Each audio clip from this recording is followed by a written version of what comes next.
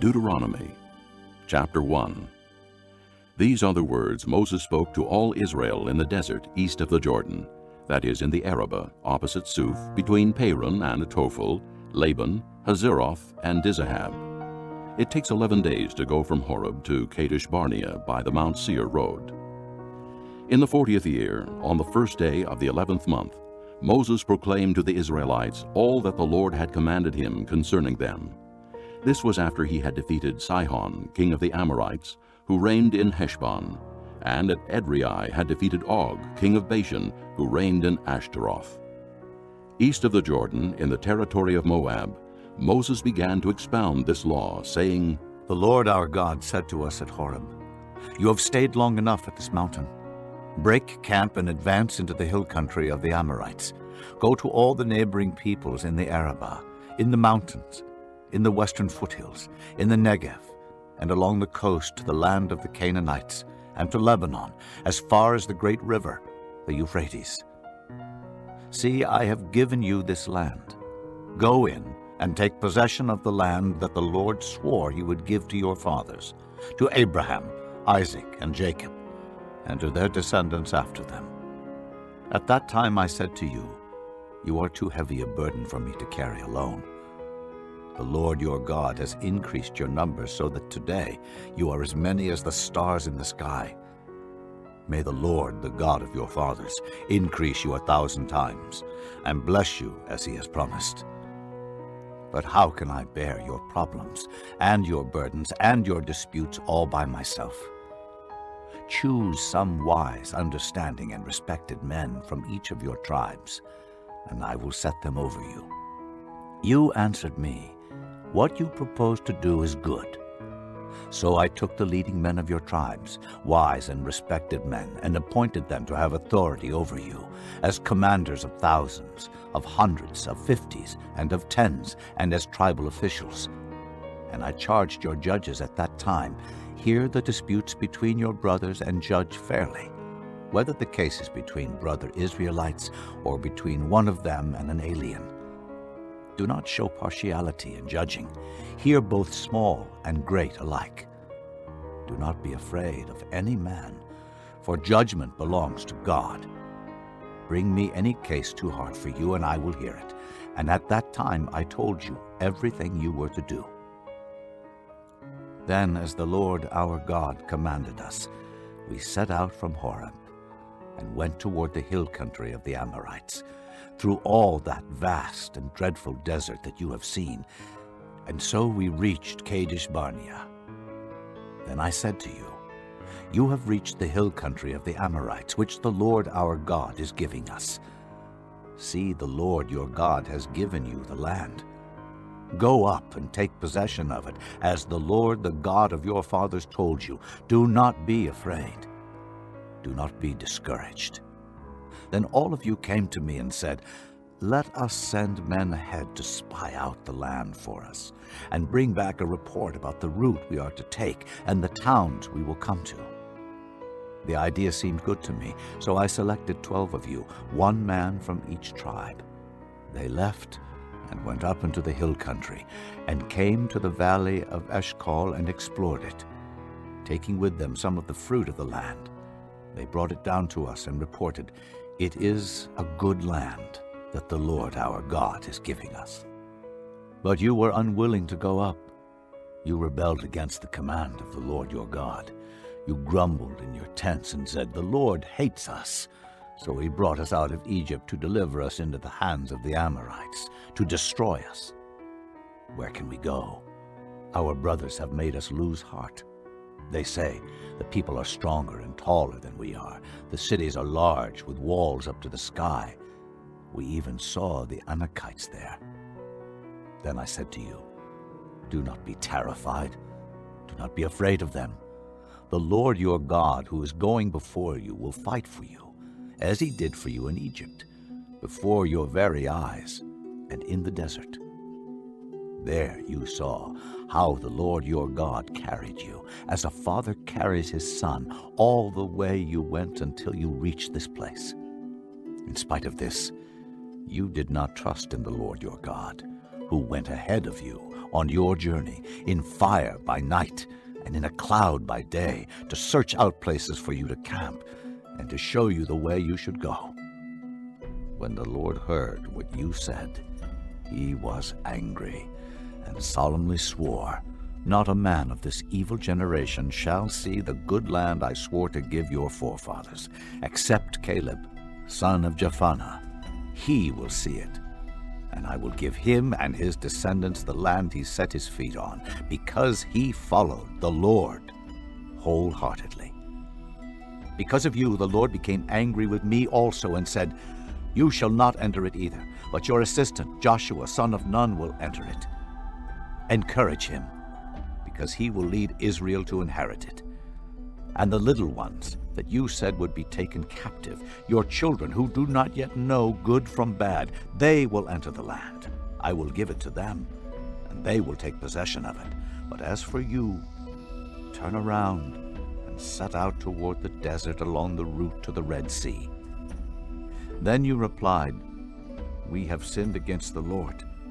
We will go up and fight as the Lord our God commanded us." So every one of you put on his weapons, thinking it easy to go up into the hill country.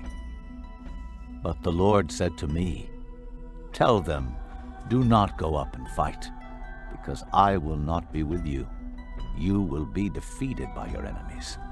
So I told you, but you would not listen. You rebelled against the Lord's command, and in your arrogance you marched up into the hill country. The Amorites who lived in those hills came out against you. They chased you like a swarm of bees and beat you down from Seir all the way to Hormah.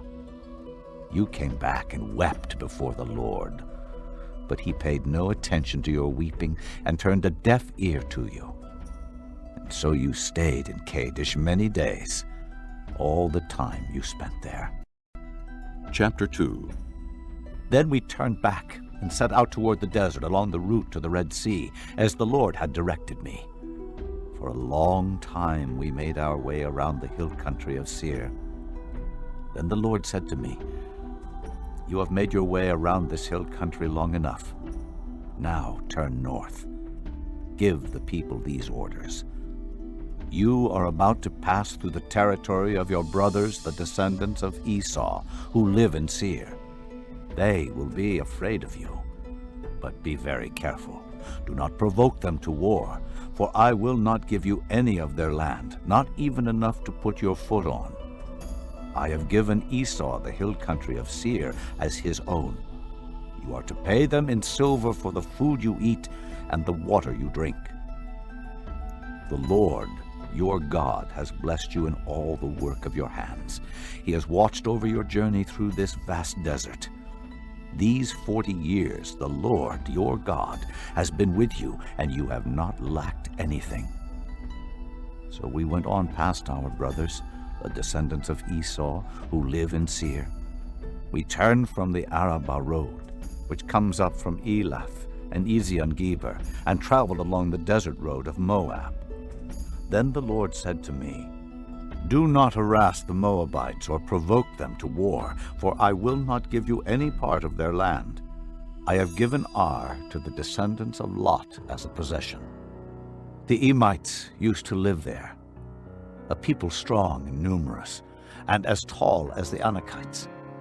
Like the Anakites, they too were considered Rephaites, but the Moabites called them Emites. Horites used to live in Seir, but the descendants of Esau drove them out.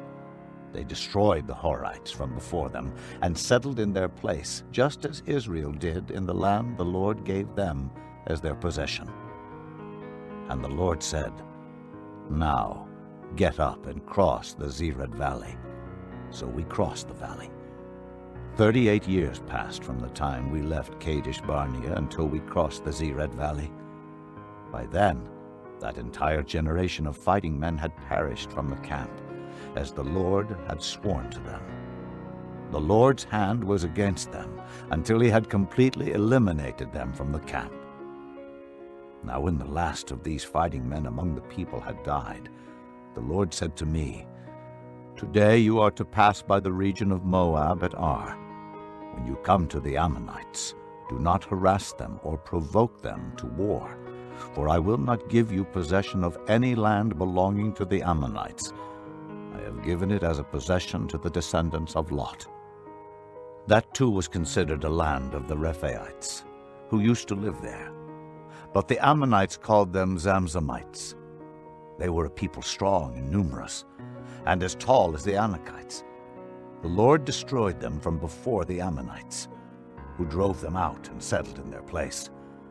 The Lord had done the same for the descendants of Esau, who lived in Seir, when he destroyed the Horites from before them. They drove them out and have lived in their place to this day. And as for the Avites, who lived in villages as far as Gaza, the Caphtorites coming out from Caphtor destroyed them and settled in their place. Set out now and cross the Arnon Gorge. See, I have given into your hand Sihon the Amorite king of Heshbon and his country. Begin to take possession of it and engage him in battle. This very day I will begin to put the terror and fear of you on all the nations under heaven. They will hear reports of you and will tremble and be in anguish because of you. From the desert of Kedemoth I sent messengers to Sihon king of Heshbon, offering peace and saying, Let us pass through your country. We will stay on the main road. We will not turn aside to the right or to the left. Sell us food to eat and water to drink for their price in silver. Only let us pass through on foot, as the descendants of Esau, who live in Seir, and the Moabites who live in Ar did for us, until we cross the Jordan into the land the Lord our God is giving us.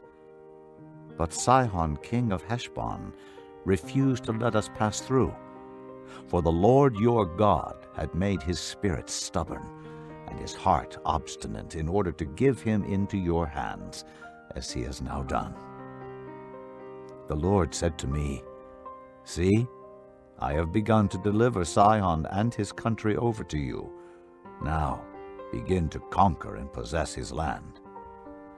When Sihon and all his army came out to meet us in battle at Jahaz, the Lord our God delivered him over to us, and we struck him down, together with his sons and his whole army. At that time we took all his towns and completely destroyed them, men, women, and children. We left no survivors. But the livestock and the plunder from the towns we had captured we carried off for ourselves. From Aurora, on the rim of the Arnon Gorge, and from the town in the gorge, even as far as Gilead, not one town was too strong for us. The Lord our God gave us all of them. But in accordance with the command of the Lord our God, you did not encroach on any of the land of the Ammonites, neither the land along the course of the Jabbok, nor that around the towns in the hills. Chapter 3. Next we turned and went up along the road toward Bashan. And Og king of Bashan with his whole army marched out to meet us in battle at Edrei. The Lord said to me, Do not be afraid of him, for I have handed him over to you with his whole army and his land. Do to him what you did to Sihon king of the Amorites, who reigned in Heshbon. So the Lord our God also gave into our hands Og king of Bashan and all his army. We struck them down, leaving no survivors. At that time we took all his cities. There was not one of the 60 cities that we did not take from them. The whole region of Argob, Og's kingdom in Bashan.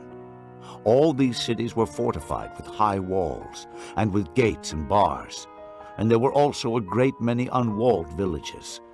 We completely destroyed them, as we had done with Sihon king of Heshbon, destroying every city, men, women, and children. But all the livestock and the plunder from their cities we carried off for ourselves. So at that time we took from these 2 kings of the Amorites the territory east of the Jordan, from the Arnon Gorge as far as Mount Hermon. Hermon is called Sirion by the Sidonians. The Amorites call it Senir. We took all the towns on the plateau, and all Gilead, and all Bashan as far as Salakah, and Edrei, towns of Og's kingdom in Bashan. Only Og king of Bashan was left of the remnant of the Rephaites. His bed was made of iron, and was more than 13 feet long and 6 feet wide. It is still in Rabbah of the Ammonites.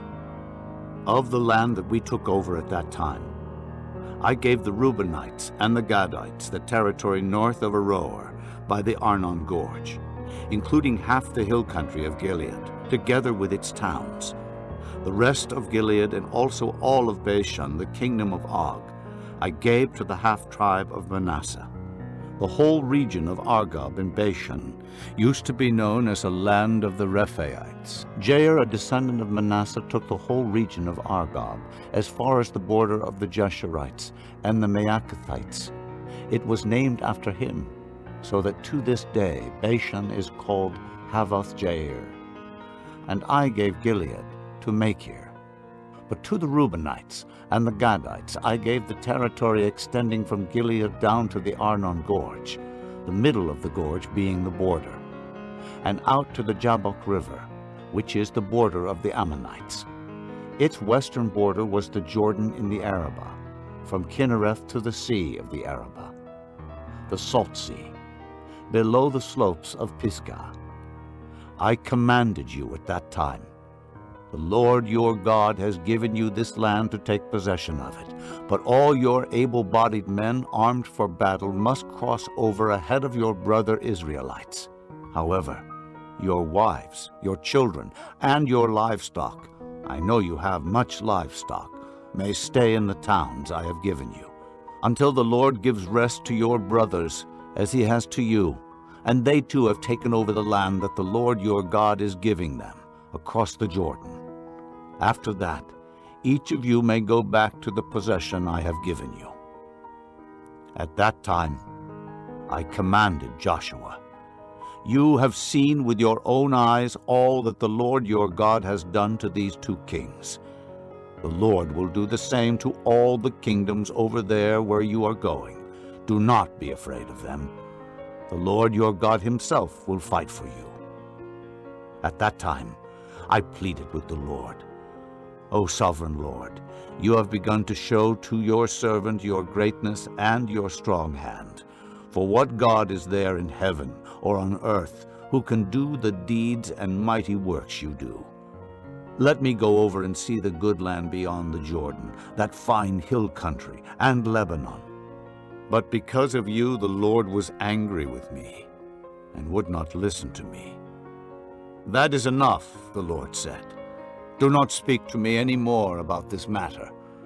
Go up to the top of Pisgah, and look west and north and south and east. Look at the land with your own eyes, since you are not going to cross this Jordan. But commission Joshua and encourage and strengthen him, for he will lead this people across and will cause them to inherit the land that you will see. So we stayed in the valley near Beth Peor.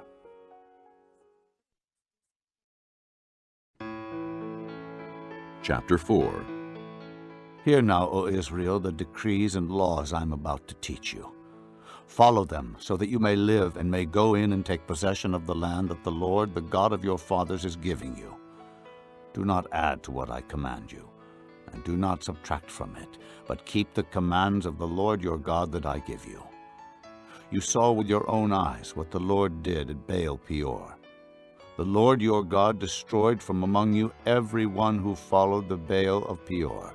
But all of you who held fast to the Lord your God are still alive today.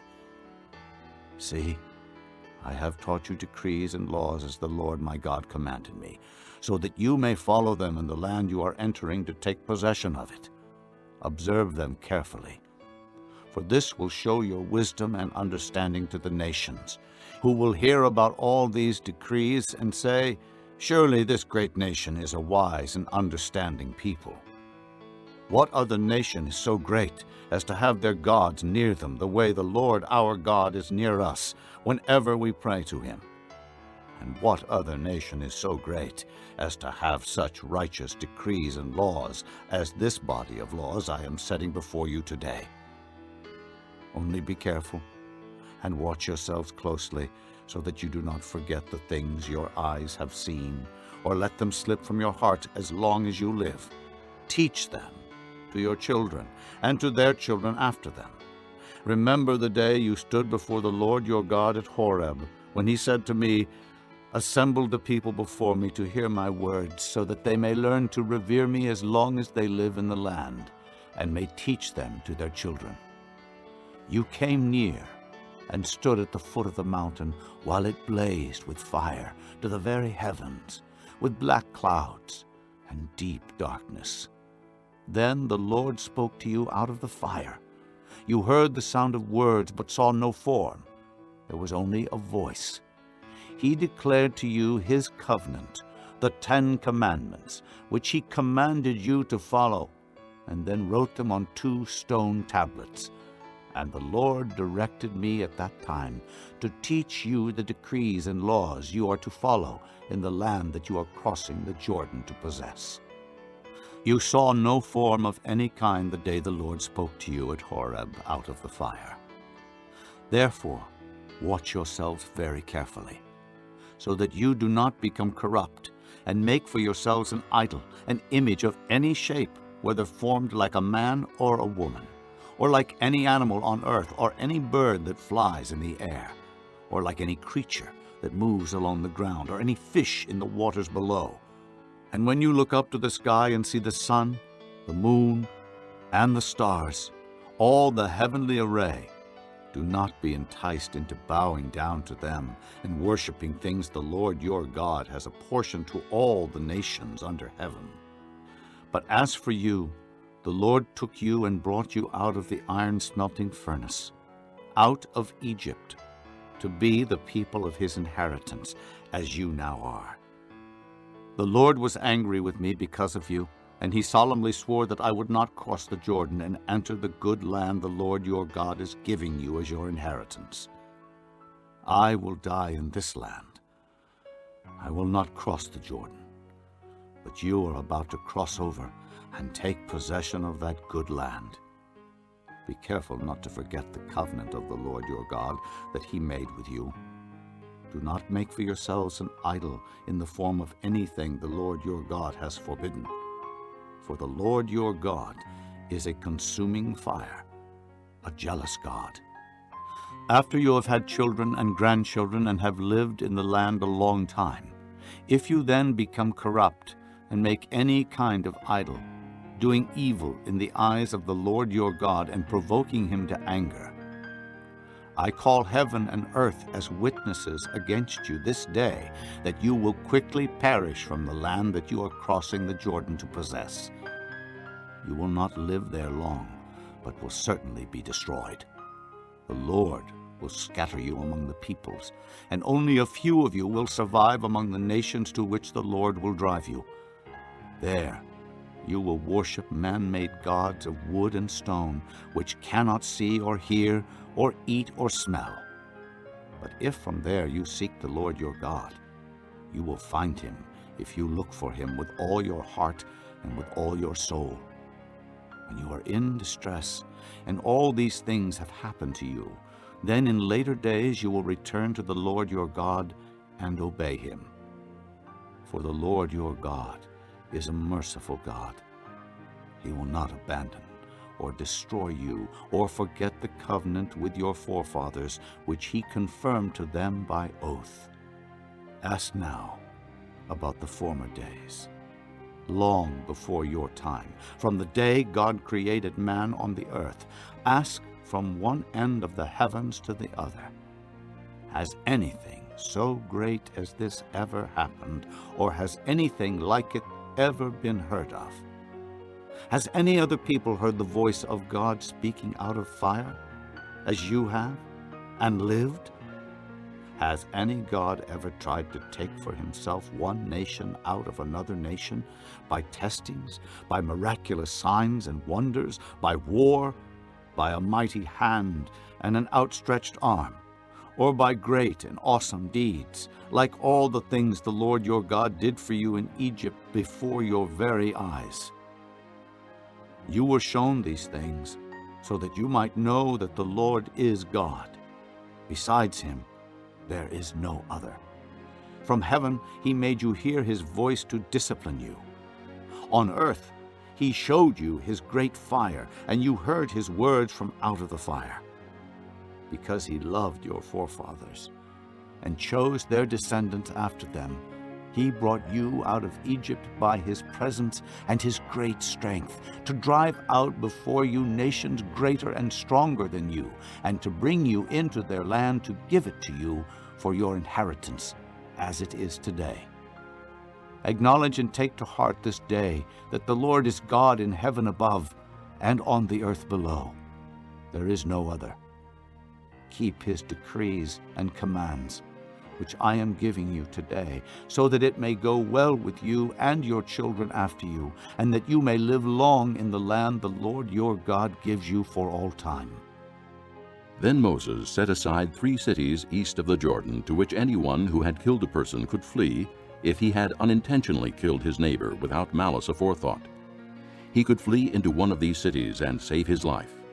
The cities were these: Bezer in the desert plateau for the Reubenites, Ramoth in Gilead for the Gadites, and Golan in Bashan for the Manassites. This is the law Moses set before the Israelites. These are the stipulations, decrees, and laws Moses gave them when they came out of Egypt, and were in the valley near Beth Peor, east of the Jordan, in the land of Sihon, king of the Amorites, who reigned in Heshbon, and was defeated by Moses and the Israelites as they came out of Egypt. They took possession of his land, and the land of Og, king of Bashan, the 2 Amorite kings east of the Jordan. This land extended from Aroer on the rim of the Arnon Gorge to Mount Sion, that is Hermon, and included all the Arabah east of the Jordan, as far as the sea of the Arabah, below the slopes of Pisgah. Chapter 5. Moses summoned all Israel and said, Hear, O Israel, the decrees and laws I declare in your hearing today. Learn them, and be sure to follow them. The Lord our God made a covenant with us at Horeb. It was not with our fathers that the Lord made this covenant, but with us, with all of us who are alive here today. The Lord spoke to you face to face out of the fire on the mountain. At that time I stood between the Lord and you to declare to you the word of the Lord, because you were afraid of the fire and did not go up the mountain. And he said, I am the Lord your God, who brought you out of Egypt, out of the land of slavery. You shall have no other gods before me. You shall not make for yourself an idol in the form of anything in heaven above, or on the earth beneath, or in the waters below. You shall not bow down to them or worship them. For I, the Lord your God, am a jealous God, punishing the children for the sin of the fathers to the 3rd and 4th generation of those who hate me, but showing love to 1,000 generations of those who love me and keep my commandments. You shall not misuse the name of the Lord your God, for the Lord will not hold anyone guiltless who misuses his name. Observe the Sabbath day by keeping it holy, as the Lord your God has commanded you. 6 days you shall labor and do all your work, but the 7th day is a Sabbath to the Lord your God. On it you shall not do any work, neither you, nor your son or daughter, nor your manservant or maidservant, nor your ox, your donkey, or any of your animals, nor the alien within your gates, so that your manservant and maidservant may rest as you do. Remember that you were slaves in Egypt, and that the Lord your God brought you out of there with a mighty hand and an outstretched arm. Therefore the Lord your God has commanded you to observe the Sabbath day. Honor your father and your mother as the Lord your God has commanded you, so that you may live long, and that it may go well with you in the land the Lord your God is giving you. You shall not murder. You shall not commit adultery. You shall not steal. You shall not give false testimony against your neighbor. You shall not covet your neighbor's wife. You shall not set your desire on your neighbor's house or land, his manservant or maidservant, his ox or donkey, or anything that belongs to your neighbor. These are the commandments the Lord proclaimed in a loud voice to your whole assembly there on the mountain, from out of the fire, the cloud, and the deep darkness. And he added nothing more. Then he wrote them on 2 stone tablets and gave them to me. When you heard the voice out of the darkness, while the mountain was ablaze with fire, all the leading men of your tribes and your elders came to me. And you said, "The Lord our God has shown us his glory and his majesty, and we have heard his voice from the fire. Today we have seen that a man can live even if God speaks with him. But now, why should we die? This great fire will consume us, and we will die if we hear the voice of the Lord our God any longer. For what mortal man has ever heard the voice of the living God speaking out of fire as we have, and survived? Go near and listen to all that the Lord our God says.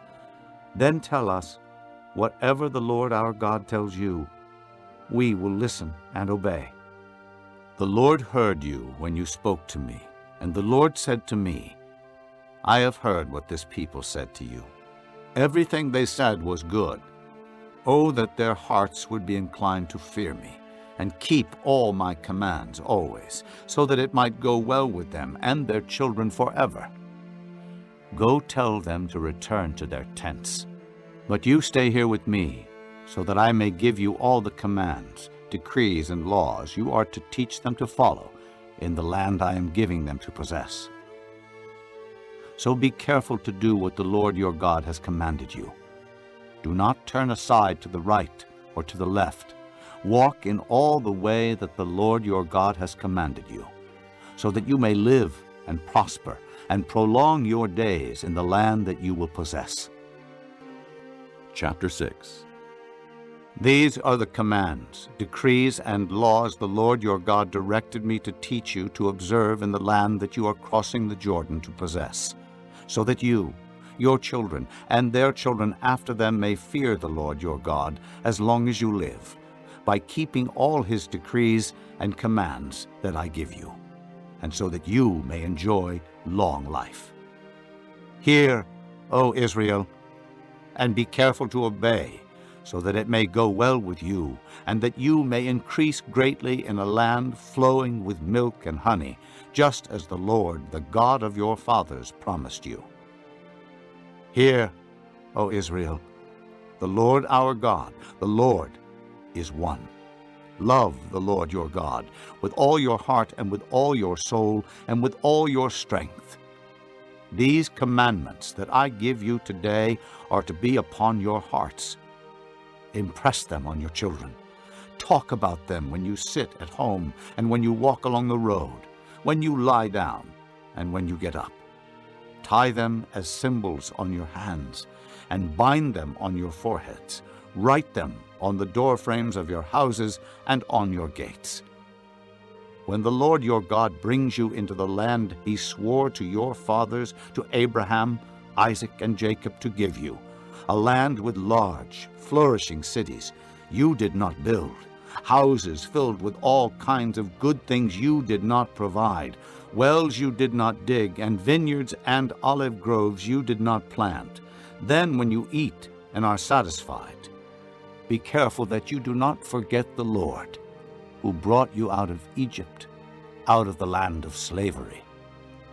Fear the Lord your God, serve him only, and take your oaths in his name.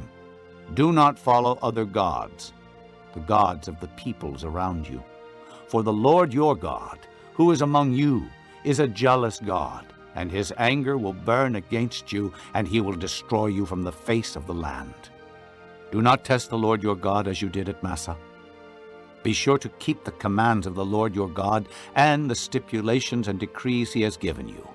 Do what is right and good in the Lord's sight, so that it may go well with you, and you may go in and take over the good land that the Lord promised on oath to your forefathers, thrusting out all your enemies before you, as the Lord said.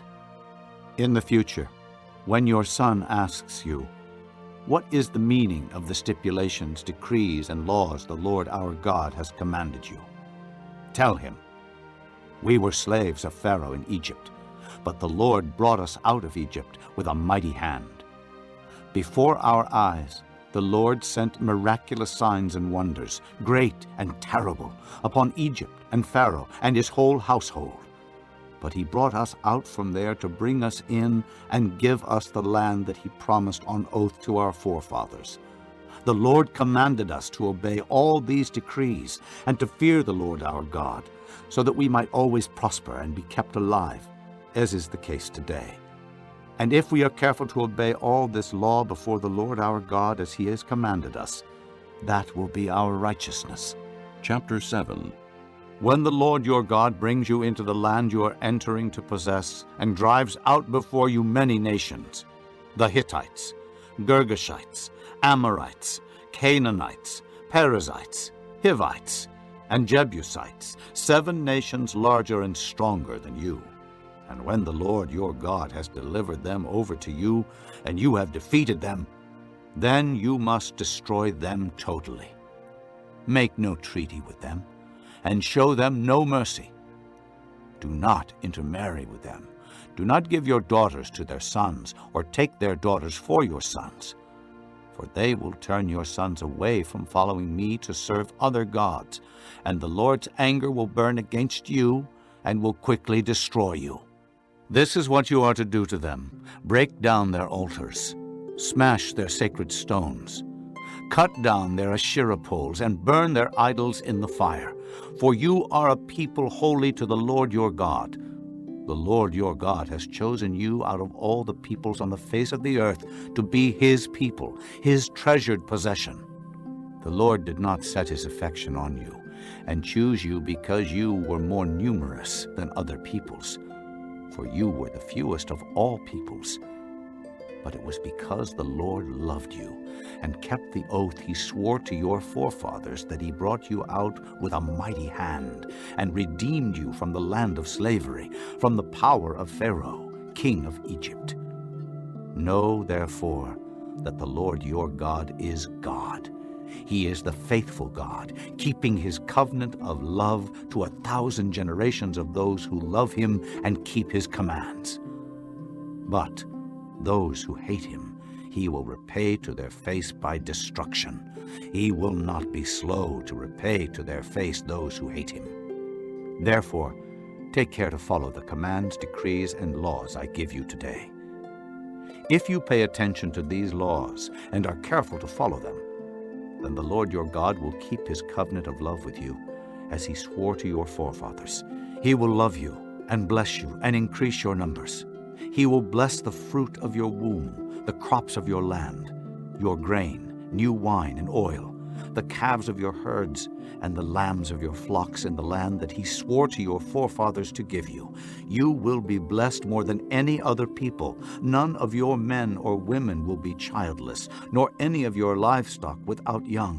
The Lord will keep you free from every disease. He will not inflict on you the horrible diseases you knew in Egypt, but he will inflict them on all who hate you. You must destroy all the peoples the Lord your God gives over to you. Do not look on them with pity, and do not serve their gods, for that will be a snare to you. You may say to yourselves, these nations are stronger than we are. How can we drive them out? But do not be afraid of them. Remember well what the Lord your God did to Pharaoh and to all Egypt. You saw with your own eyes the great trials, the miraculous signs and wonders, the mighty hand and outstretched arm with which the Lord your God brought you out. The Lord your God will do the same to all the peoples you now fear. Moreover, the Lord your God will send the hornet among them until even the survivors who hide from you have perished. Do not be terrified by them, for the Lord your God who is among you is a great and awesome God. The Lord your God will drive out those nations before you, little by little. You will not be allowed to eliminate them all at once, or the wild animals will multiply around you. But the Lord your God will deliver them over to you, throwing them into great confusion until they are destroyed. He will give their kings into your hand, and you will wipe out their names from under heaven. No one will be able to stand up against you. You will destroy them. The images of their gods you are to burn in the fire. Do not covet the silver and gold on them, and do not take it for yourselves, or you will be ensnared by it, for it is detestable to the Lord your God.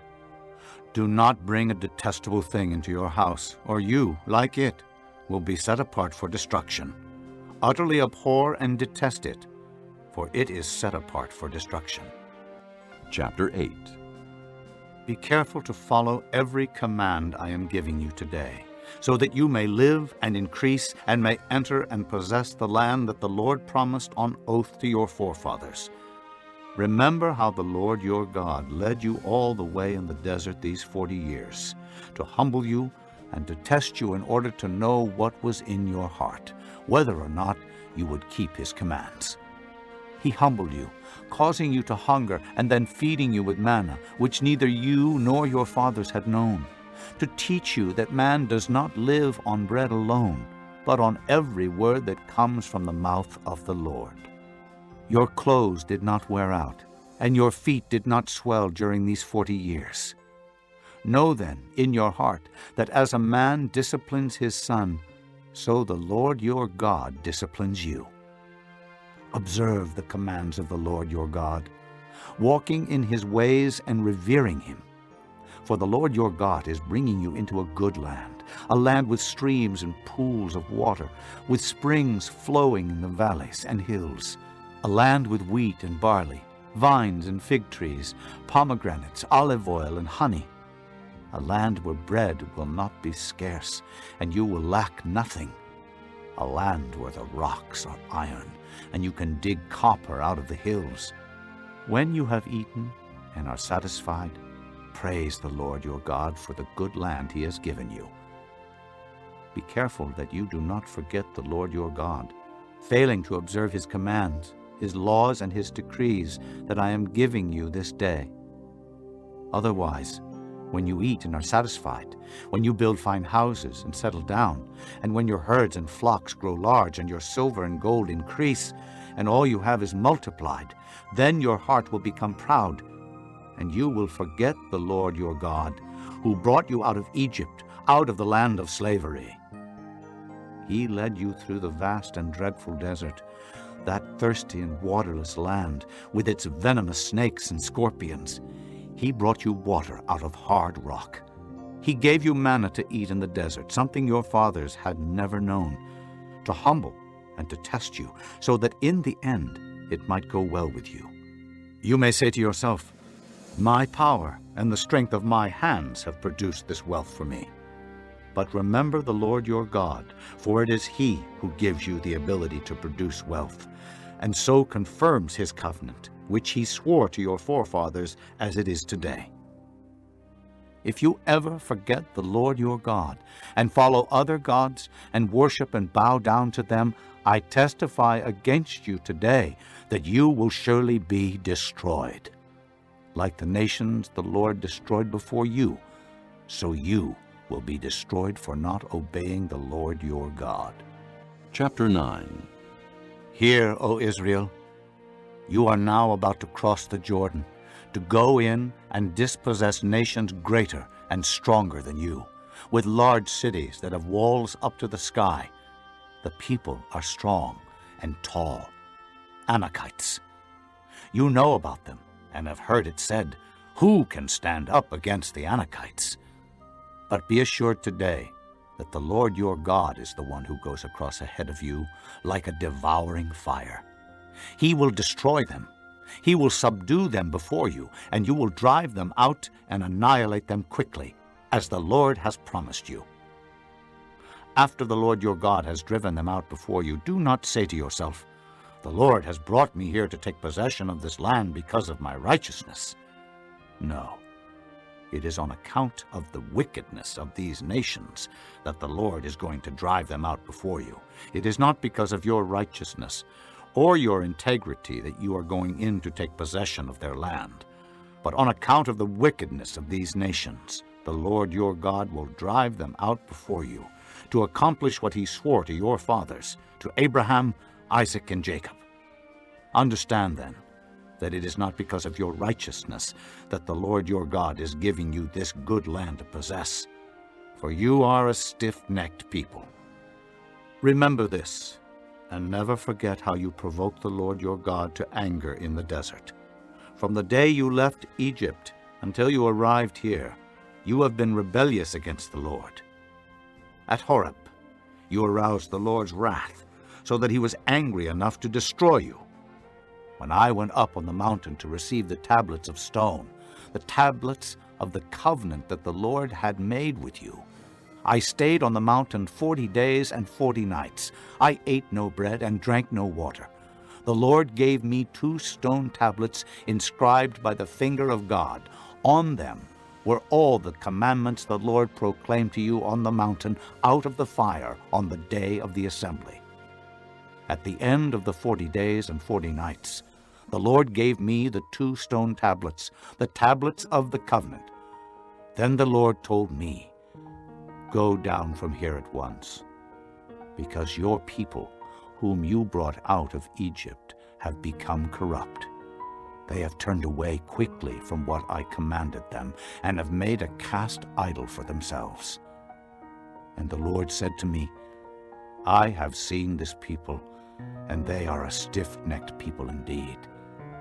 Let me alone, so that I may destroy them, and blot out their name from under heaven, and I will make you into a nation stronger and more numerous than they."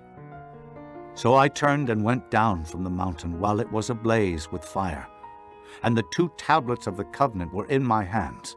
When I looked, I saw that you had sinned against the Lord your God. You had made for yourselves an idol cast in the shape of a calf. You had turned aside quickly from the way that the Lord had commanded you. So I took the 2 tablets and threw them out of my hands, breaking them to pieces before your eyes. Then once again I fell prostrate before the Lord for 40 days and 40 nights. I ate no bread and drank no water because of all the sin you had committed, doing what was evil in the Lord's sight and so provoking him to anger. I feared the anger and wrath of the Lord, for he was angry enough with you to destroy you. But again the Lord listened to me. And the Lord was angry enough with Aaron to destroy him, but at that time I prayed for Aaron too. Also, I took that sinful thing of yours, the calf you had made, and burned it in the fire. Then I crushed it and ground it to powder, as fine as dust, and threw the dust into a stream that flowed down the mountain. You also made the Lord angry at Taberah, at Massa, and at Kibroth-Hattaavah. And when the Lord sent you out from Kadesh Barnea, he said, "Go up and take possession of the land I have given you." But you rebelled against the command of the Lord your God. You did not trust him or obey him. You have been rebellious against the Lord ever since I have known you. I lay prostrate before the Lord those 40 days and 40 nights, because the Lord had said he would destroy you. I prayed to the Lord and said, "O sovereign Lord, do not destroy your people, your own inheritance that you redeemed by your great power and brought out of Egypt with a mighty hand. Remember your servants Abraham, Isaac, and Jacob. Overlook the stubbornness of this people, their wickedness and their sin. Otherwise, the country from which you brought us will say, because the Lord was not able to take them into the land he had promised them, and because he hated them, he brought them out to put them to death in the desert.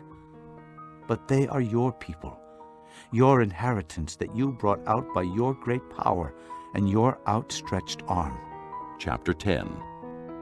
At that time the Lord said to me, "Chisel out 2 stone tablets like the first ones, and come up to me on the mountain. Also make a wooden chest.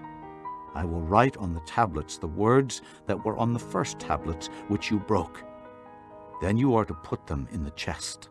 So I made the ark out of acacia wood, and chiseled out 2 stone tablets like the first ones. And I went up on the mountain with the 2 tablets in my hands. The Lord wrote on these tablets what he had written before, the 10 commandments he had proclaimed to you on the mountain out of the fire, on the day of the assembly. And the Lord gave them to me. Then I came back down the mountain and put the tablets in the ark I had made, as the Lord commanded me. And they are there now. The Israelites traveled from the wells of the Jaakanites to Mosera. There Aaron died and was buried, and Eleazar his son succeeded him as priest. From there they traveled to Gudgoda and on to Jotbathah, a land with streams of water. At that time the Lord set apart the tribe of Levi to carry the ark of the covenant of the Lord, to stand before the Lord, to minister and to pronounce blessings in his name, as they still do today. That is why the Levites have no share or inheritance among their brothers. The Lord is their inheritance, as the Lord your God told them. Now I had stayed on the mountain 40 days and nights, as I did the first time. And the Lord listened to me at this time also. It was not his will to destroy you. Go, the Lord said to me, and lead the people on their way, so that they may enter and possess the land that I swore to their fathers to give them. And now, O Israel, what does the Lord your God ask of you but to fear the Lord your God, to walk in all his ways, to love him, to serve the Lord your God with all your heart and with all your soul, and to observe the Lord's commands and decrees that I am giving you today for your own good?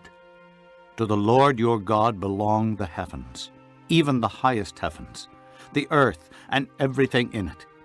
Yet the Lord set his affection on your forefathers and loved them, and he chose you, their descendants, above all the nations as it is today. Circumcise your hearts, therefore, and do not be stiff-necked any longer. For the Lord your God is God of gods and Lord of lords, the great God, mighty and awesome, who shows no partiality and accepts no bribes. He defends the cause of the fatherless and the widow, and loves the alien, giving him food and clothing. And you are to love those who are aliens, for you yourselves were aliens in Egypt. Fear the Lord your God and serve him. Hold fast to him and take your oaths in his name. He is your praise. He is your God, who performed for you those great and awesome wonders you saw with your own eyes. Your forefathers who went down into Egypt were 70 in all. And now the Lord your God has made you as numerous as the stars in the sky. Chapter 11. Love the Lord your God, and keep his requirements, his decrees, his laws, and his commands always.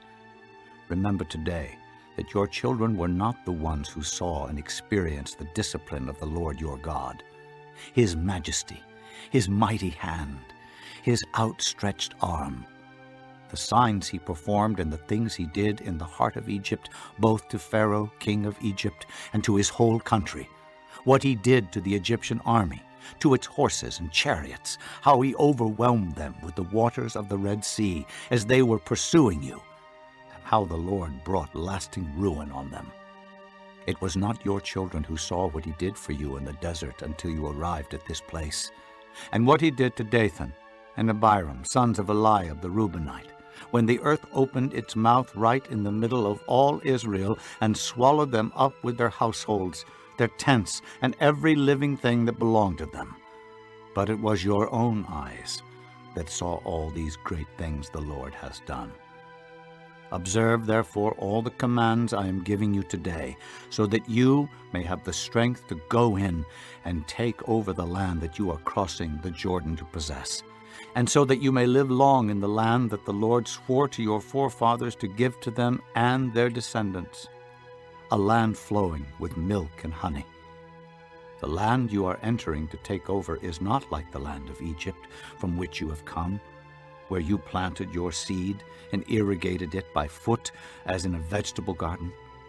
But the land you are crossing the Jordan to take possession of is a land of mountains and valleys that drinks rain from heaven.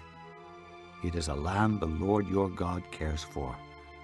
The eyes of the Lord your God are continually on it, from the beginning of the year to its end.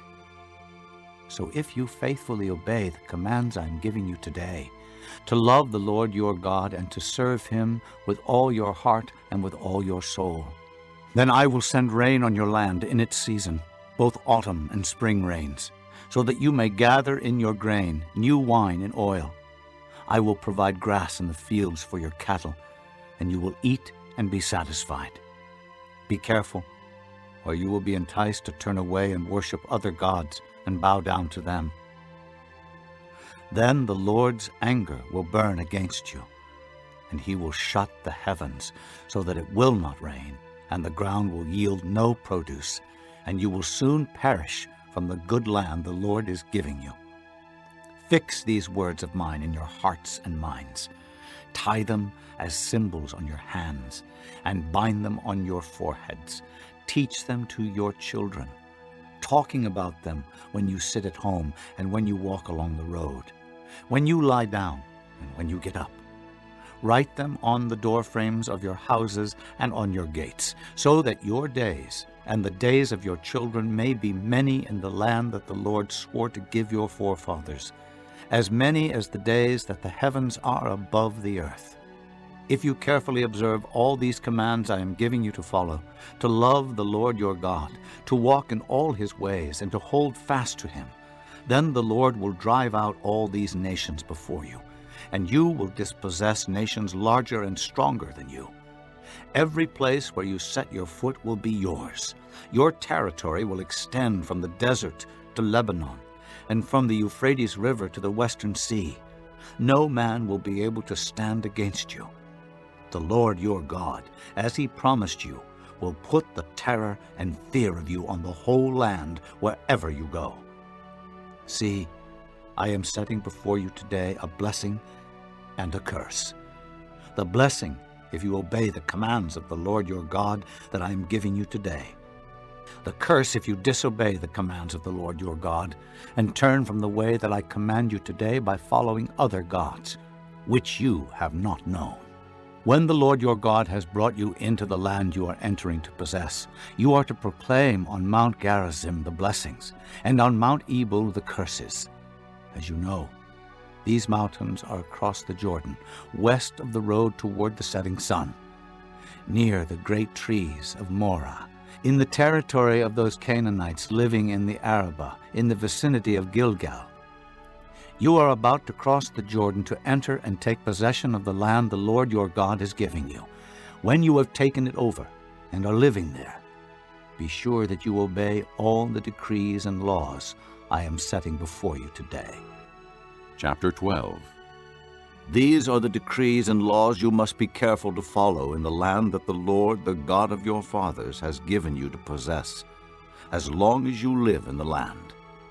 Destroy completely all the places on the high mountains, and on the hills, and under every spreading tree where the nations you are dispossessing worship their gods. Break down their altars, smash their sacred stones, and burn their Asherah poles in the fire. Cut down the idols of their gods, and wipe out their names from those places. You must not worship the Lord your God in their way, but you are to seek the place the Lord your God will choose from among all your tribes to put his name there for his dwelling. To that place you must go. There bring your burnt offerings and sacrifices, your tithes and special gifts, what you have vowed to give, and your free will offerings, and the firstborn of your herds and flocks. There, in the presence of the Lord your God, you and your families shall eat, and shall rejoice in everything you have put your hand to, because the Lord your God has blessed you. You are not to do as we do here today, everyone as he sees fit, since you have not yet reached the resting place, and the inheritance the Lord your God is giving you.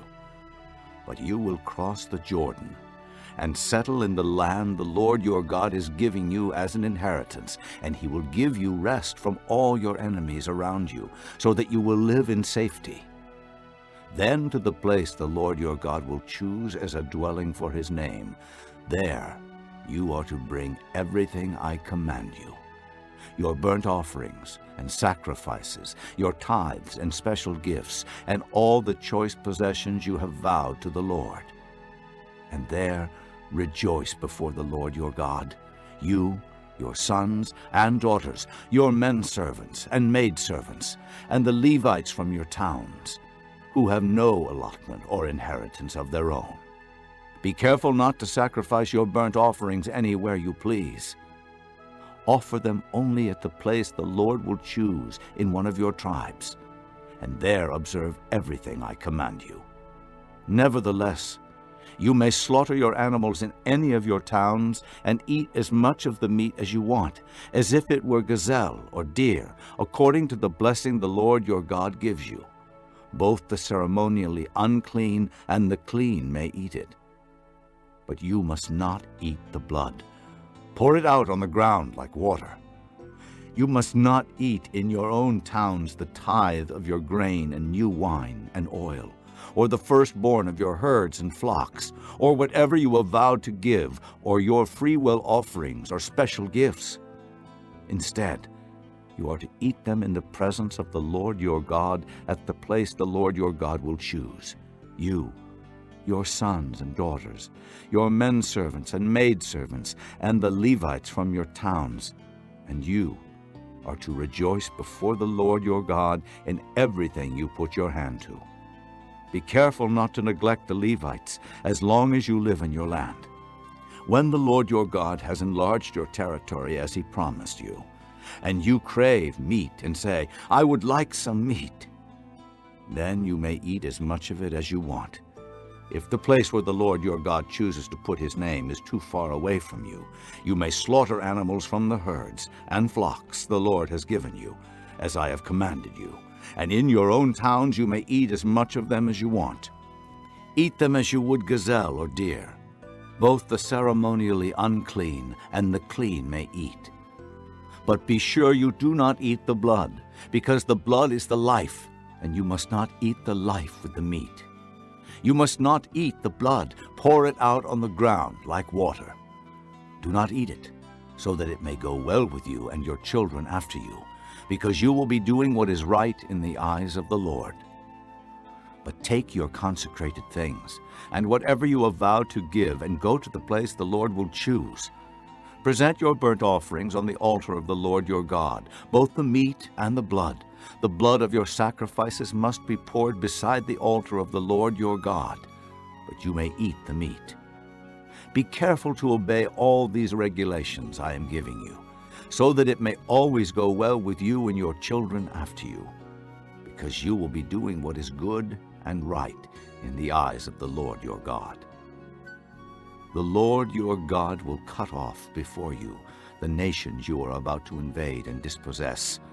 But when you have driven them out and settled in their land, and after they have been destroyed before you, be careful not to be ensnared by inquiring about their gods, saying, How do these nations serve their gods?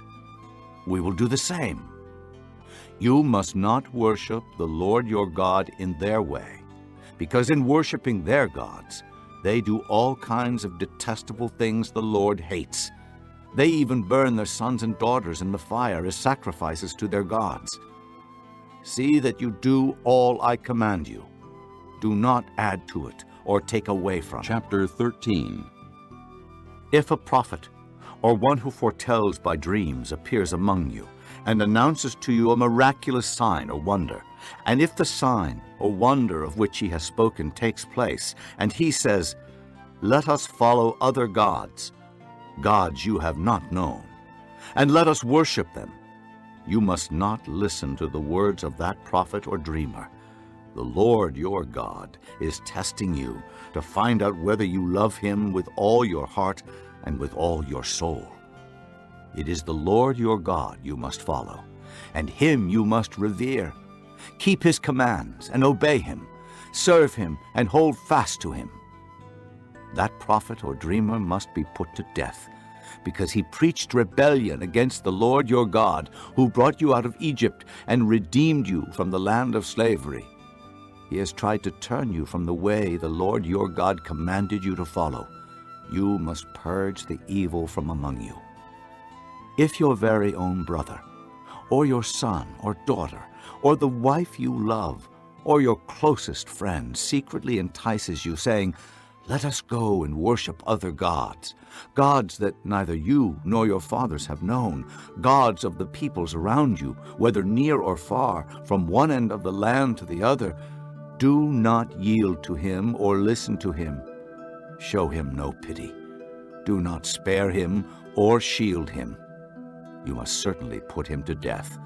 Your hand must be the first in putting him to death, and then the hands of all the people. Stone him to death, because he tried to turn you away from the Lord your God, who brought you out of Egypt, out of the land of slavery.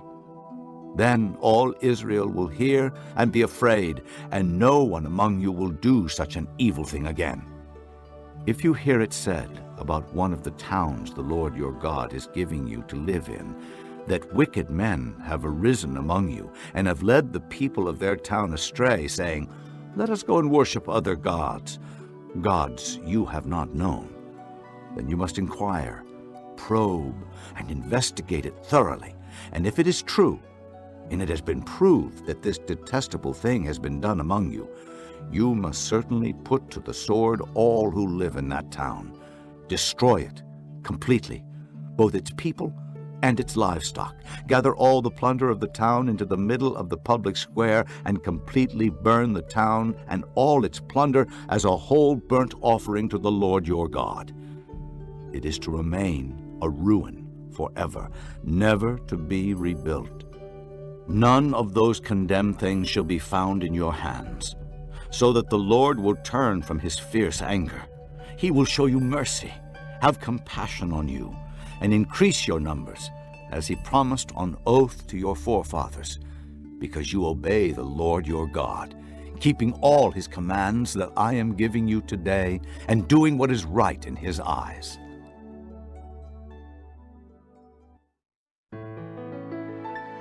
Chapter 14. You are the children of the Lord your God. Do not cut yourselves or shave the front of your heads for the dead. For you are a people holy to the Lord your God.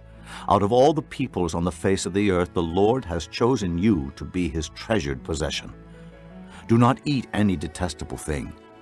These are the animals you may eat: the ox, the sheep, the goat, the deer, the gazelle, the roe deer, the wild goat, the ibex, the antelope, and the mountain sheep.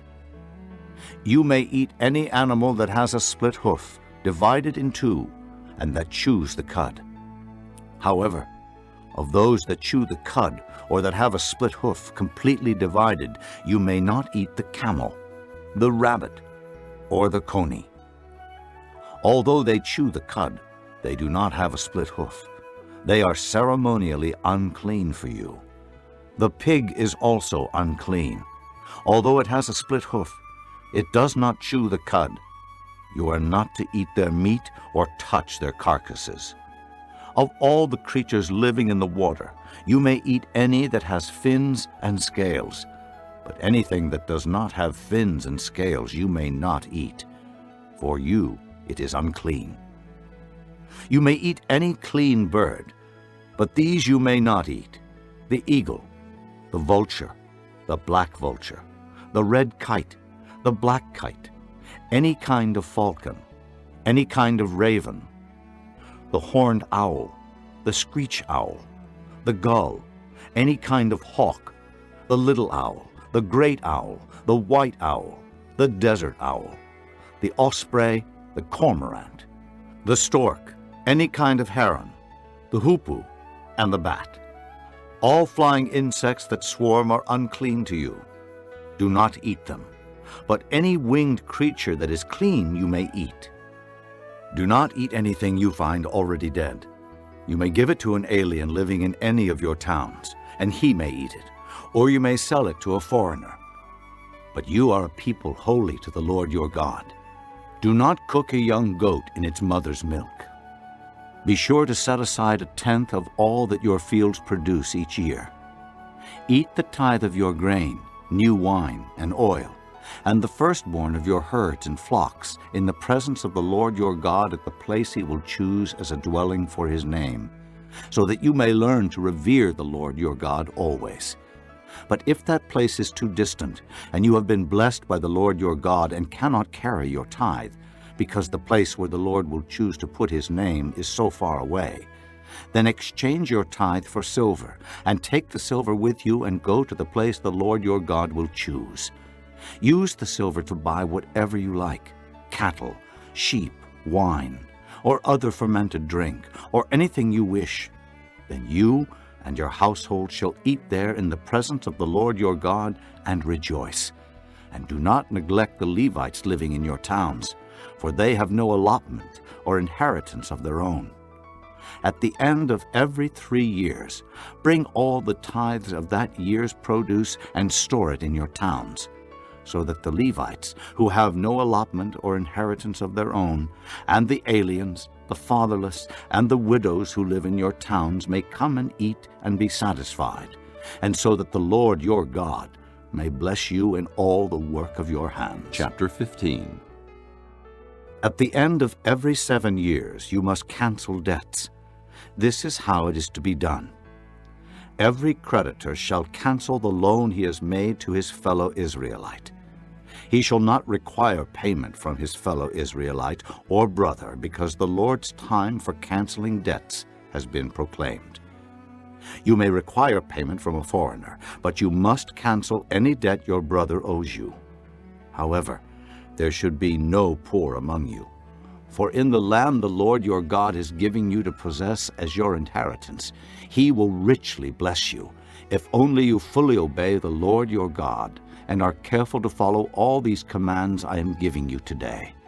For the Lord your God will bless you as he has promised, and you will lend to many nations, but will borrow from none.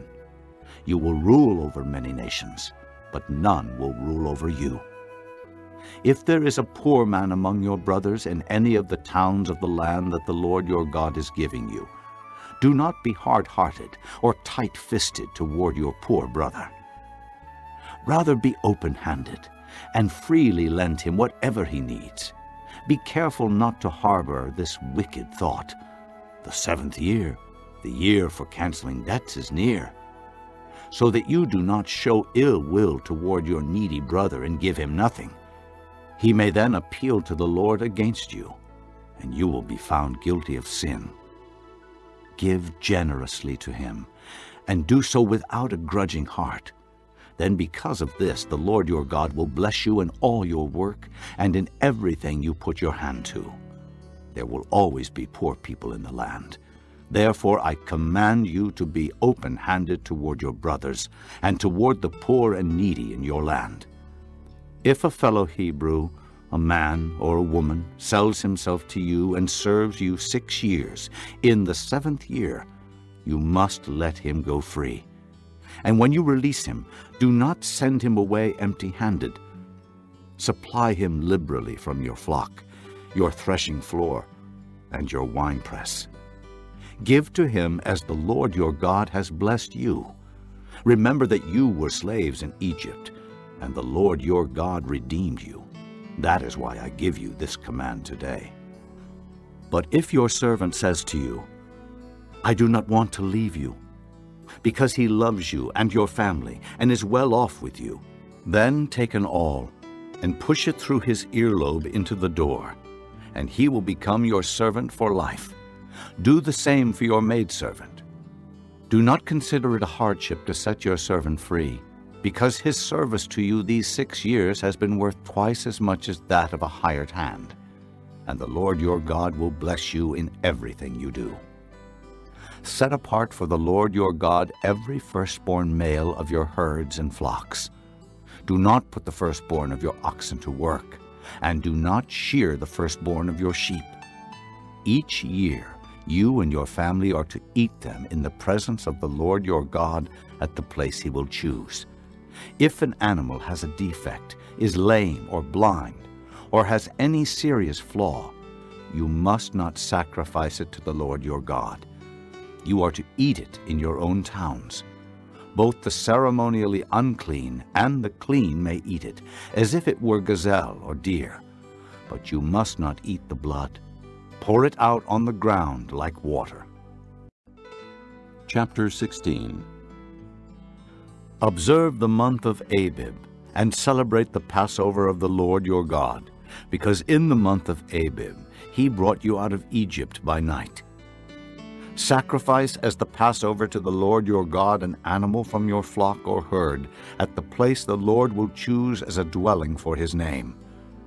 Do not eat it with bread made with yeast, but for 7 days eat unleavened bread, the bread of affliction, because you left Egypt in haste, so that all the days of your life you may remember the time of your departure from Egypt.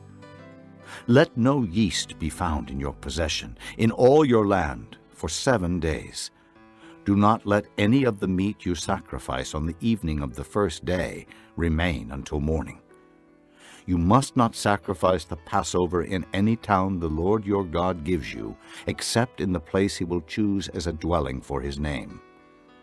There you must sacrifice the Passover in the evening when the sun goes down, on the anniversary of your departure from Egypt. Roast it and eat it at the place the Lord your God will choose. Then in the morning return to your tents.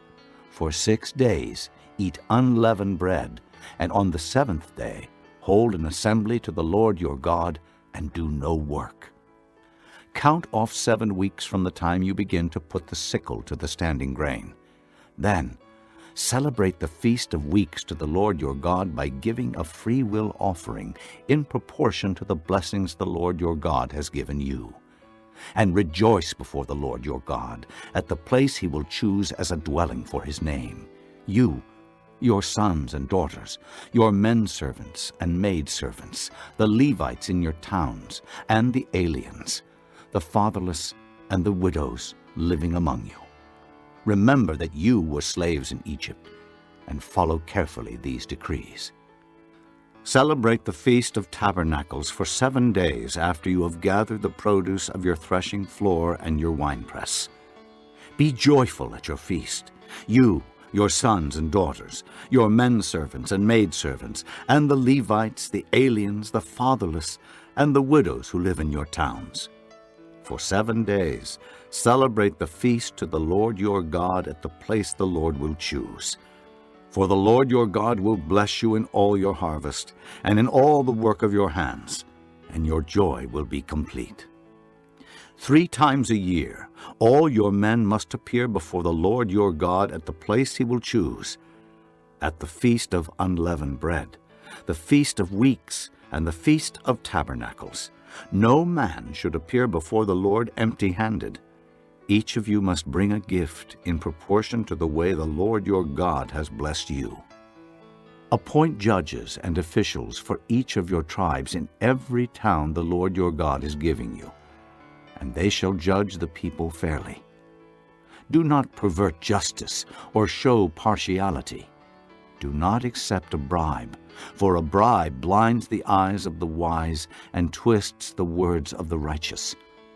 Follow justice, and justice alone, so that you may live and possess the land the Lord your God is giving you.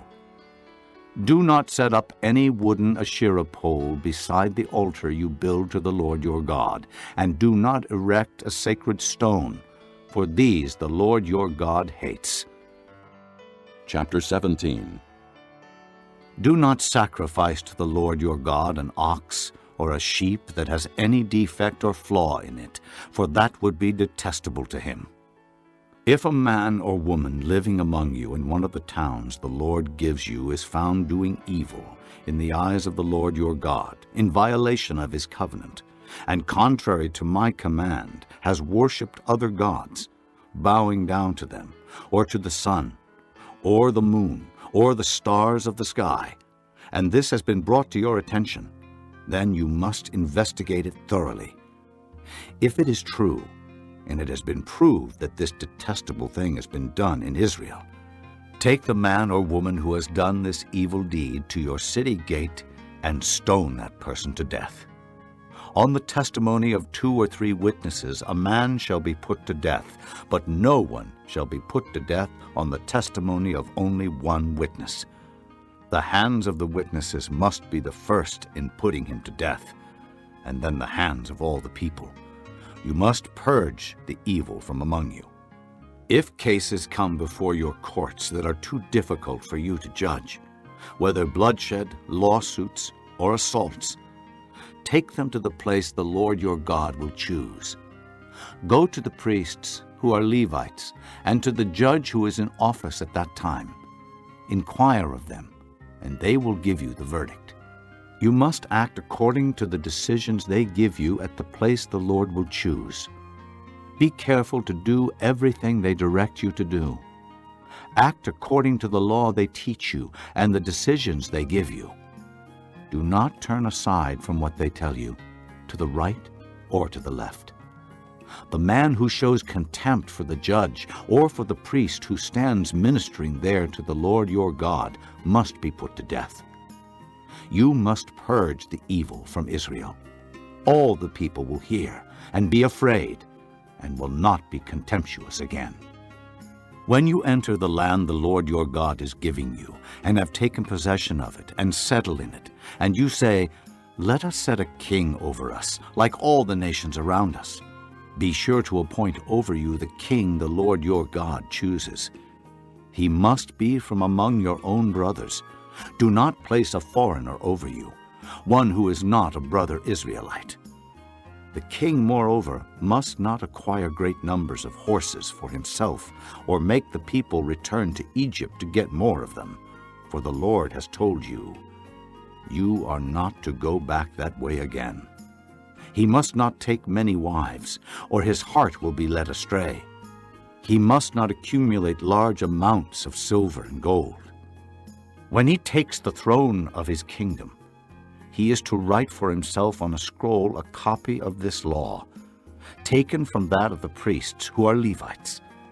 It is to be with him, and he is to read it all the days of his life, so that he may learn to revere the Lord his God and follow carefully all the words of this law and these decrees, and not consider himself better than his brothers, and turn from the law to the right or to the left. Then he and his descendants will reign a long time over his kingdom in Israel. Chapter 18. The priests, who are Levites, indeed the whole tribe of Levi, are to have no allotment or inheritance with Israel. They shall live on the offerings made to the Lord by fire, for that is their inheritance. They shall have no inheritance among their brothers. The Lord is their inheritance, as he promised them. This is the share due the priests from the people who sacrifice a bull or a sheep, the shoulder, the jowls, and the inner parts. You are to give them the first fruits of your grain, new wine and oil, and the first wool from the shearing of your sheep. For the Lord your God has chosen them and their descendants out of all your tribes to stand and minister in the Lord's name always. If a Levite moves from one of your towns anywhere in Israel where he is living, and comes in all earnestness to the place the Lord will choose, he may minister in the name of the Lord his God like all his fellow Levites who serve there in the presence of the Lord. He is to share equally in their benefits, even though he has received money from the sale of family possessions. When you enter the land the Lord your God is giving you, do not learn to imitate the detestable ways of the nations there. Let no one be found among you who sacrifices his son or daughter in the fire, who practices divination or sorcery, interprets omens, engages in witchcraft, or casts spells, or who is a medium or spiritist, or who consults the dead. Anyone who does these things is detestable to the Lord. And because of these detestable practices, the Lord your God will drive out those nations before you. You must be blameless before the Lord your God. The nations you will dispossess listen to those who practice sorcery or divination. But as for you, The Lord your God has not permitted you to do so. The Lord your God will raise up for you a prophet like me from among your own brothers. You must listen to him. For this is what you ask of the Lord your God at Horeb, on the day of the assembly, when you said, "Let us not hear the voice of the Lord our God, nor see this great fire any more, or we will die." The Lord said to me, "What they say is good. I will raise up for them a prophet like you from among their brothers. I will put my words in his mouth, and he will tell them everything I command him. If anyone does not listen to my words that the prophet speaks in my name, I myself will call him to account. But a prophet who presumes to speak in my name anything I have not commanded him to say, or a prophet who speaks in the name of other gods, must be put to death. You may say to yourselves, how can we know when a message has not been spoken by the Lord? If what a prophet proclaims in the name of the Lord does not take place or come true, that is a message the Lord has not spoken. That prophet has spoken presumptuously.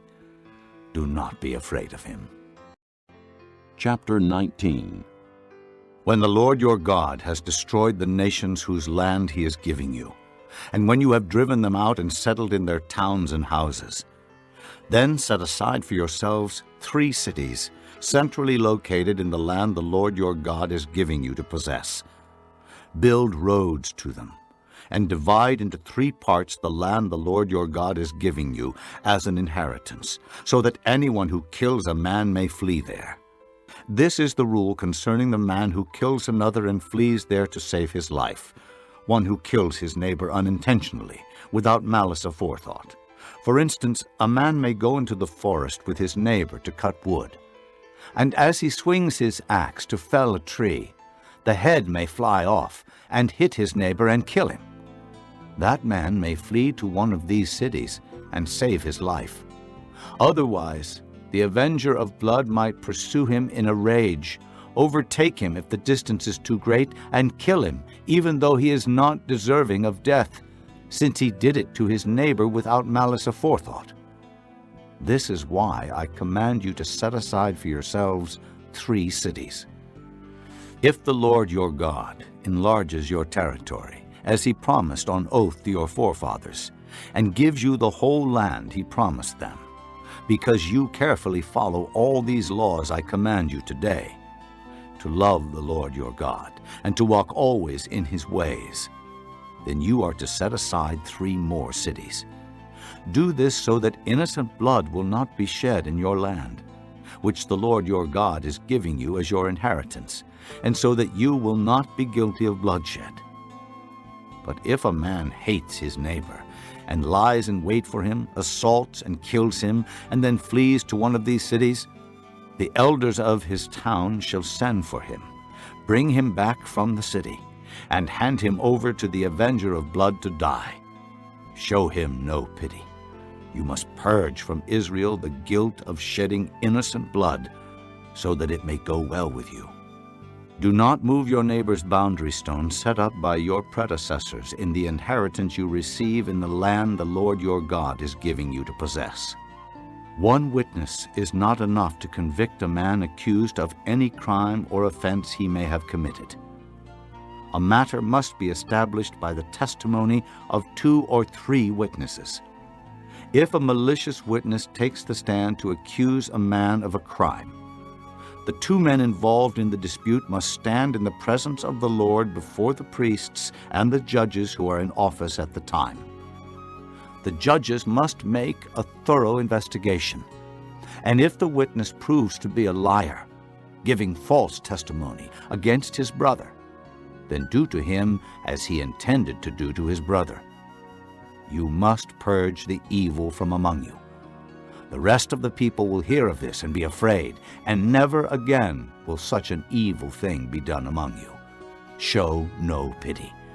Life for life, eye for eye, tooth for tooth, hand for hand, foot for foot. Chapter 20. When you go to war against your enemies, and see horses and chariots, and an army greater than yours, do not be afraid of them, because the Lord your God, who brought you up out of Egypt, will be with you. When you are about to go into battle, the priest shall come forward and address the army. He shall say, "Hear, O Israel, today you are going into battle against your enemies. Do not be faint-hearted or afraid. Do not be terrified or give way to panic before them. For the Lord your God is the one who goes with you to fight for you against your enemies, to give you victory." The officers shall say to the army, "Has anyone built a new house and not dedicated it? Let him go home, or he may die in battle, and someone else may dedicate it. Has anyone planted a vineyard and not begun to enjoy it?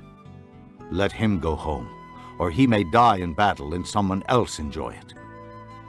Has anyone become pledged to a woman and not married her?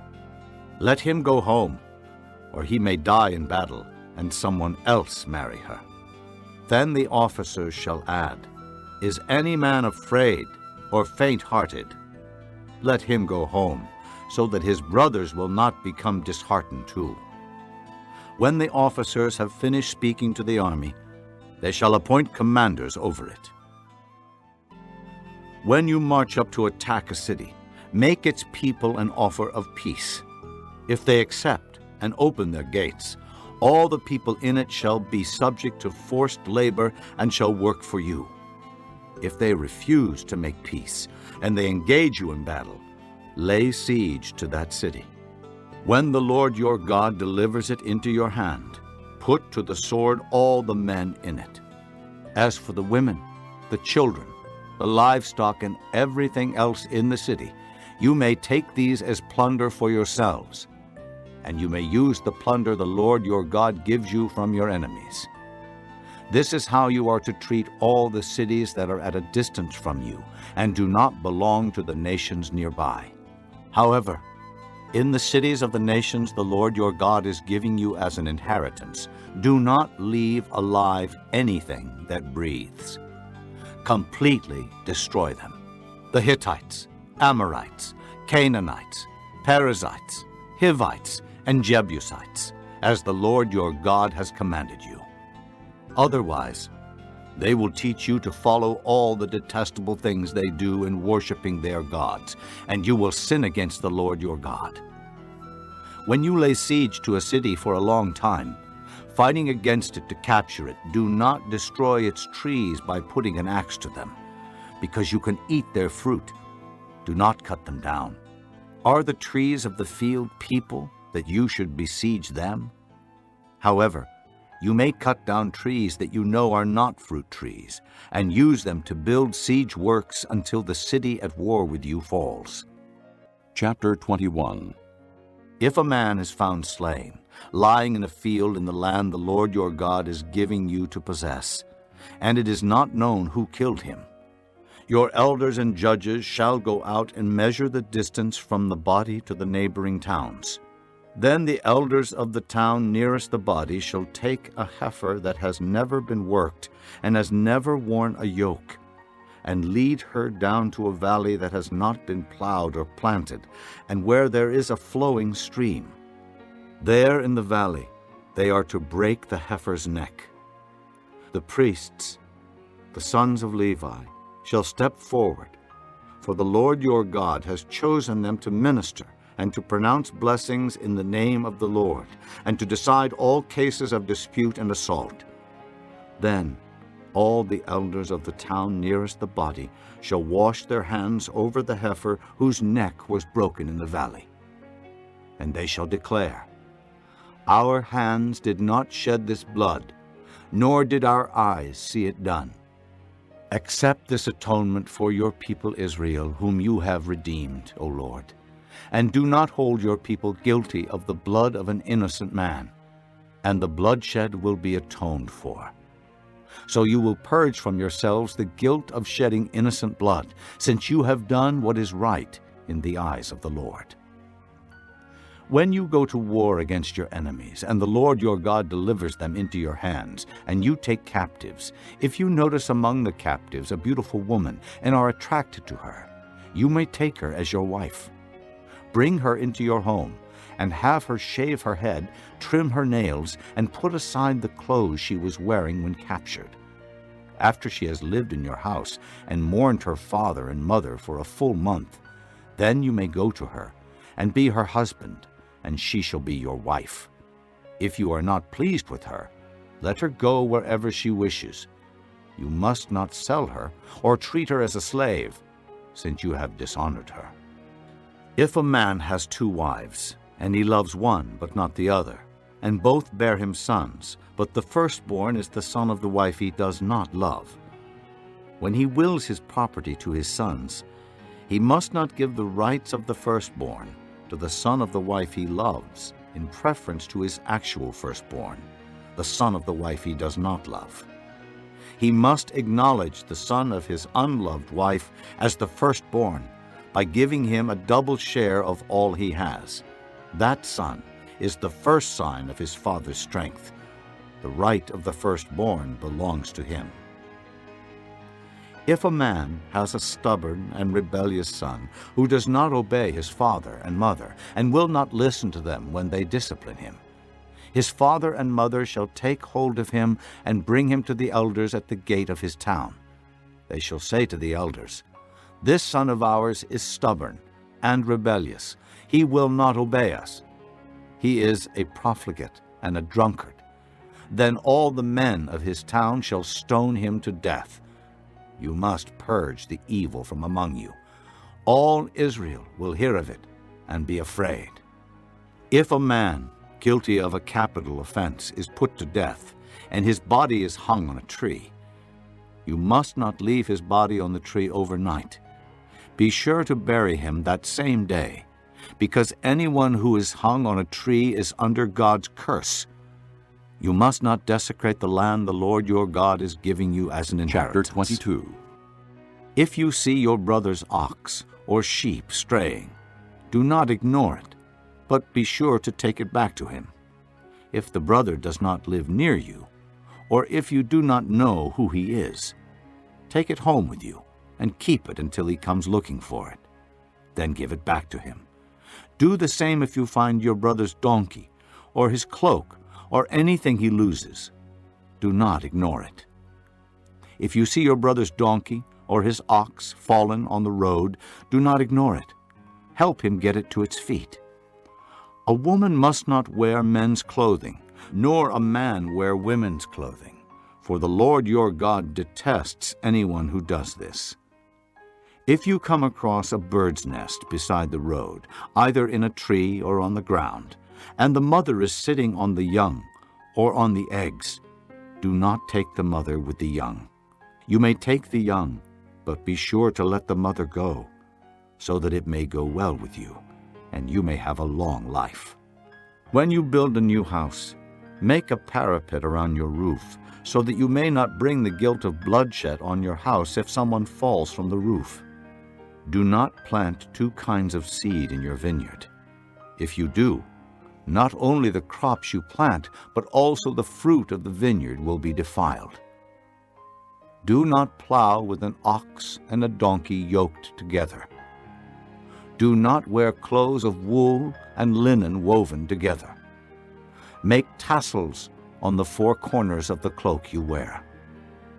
If a man takes a wife, and after lying with her dislikes her, and slanders her and gives her a bad name, saying, "I married this woman, but when I approached her, I did not find proof of her virginity," then the girl's father and mother shall bring proof that she was a virgin to the town elders at the gate.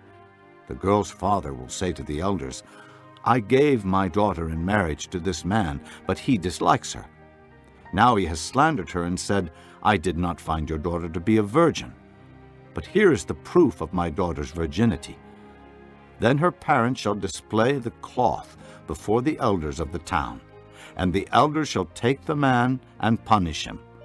They shall fine him 100 shekels of silver and give them to the girl's father, because this man has given an Israelite virgin a bad name. She shall continue to be his wife. He must not divorce her as long as he lives. If, however, the charge is true, and no proof of the girl's virginity can be found, she shall be brought to the door of her father's house, and there the men of her town shall stone her to death. She has done a disgraceful thing in Israel by being promiscuous while still in her father's house. You must purge the evil from among you. If a man is found sleeping with another man's wife, both the man who slept with her and the woman must die. You must purge the evil from Israel.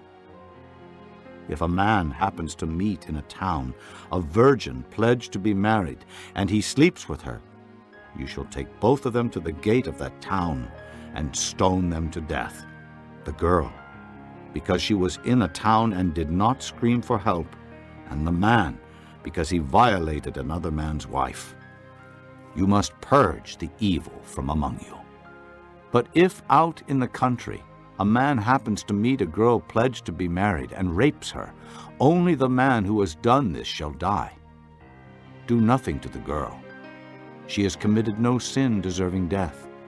This case is like that of someone who attacks and murders his neighbor. For the man found the girl out in the country, and though the betrothed girl screamed, there was no one to rescue her. If a man happens to meet a virgin who is not pledged to be married and rapes her, and they are discovered, he shall pay the girl's father 50 shekels of silver. He must marry the girl, for he has violated her.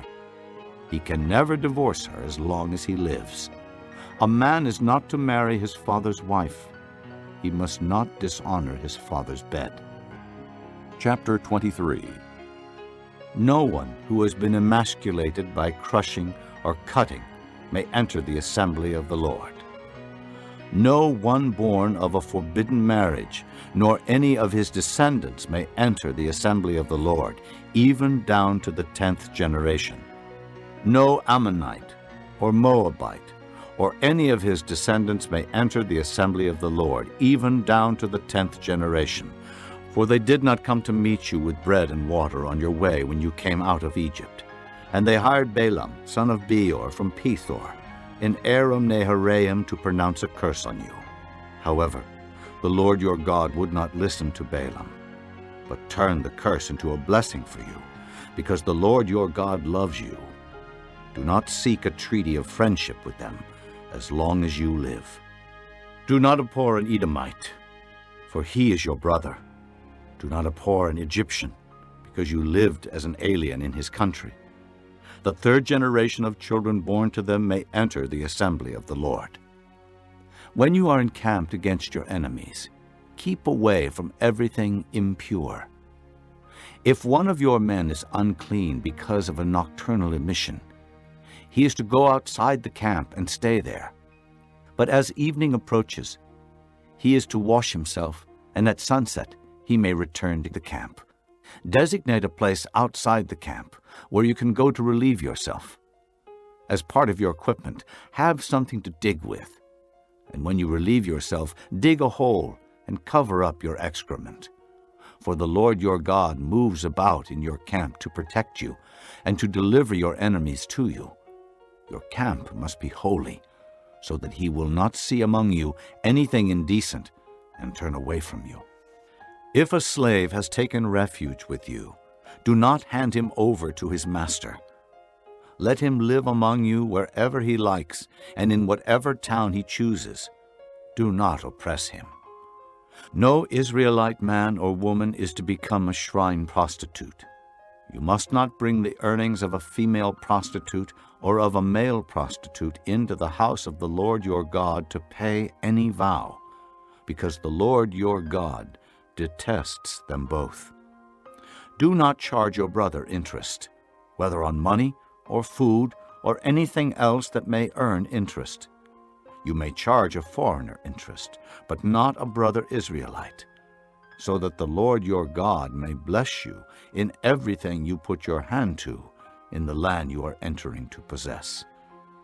If you make a vow to the Lord your God, do not be slow to pay it, for the Lord your God will certainly demand it of you, and you will be guilty of sin.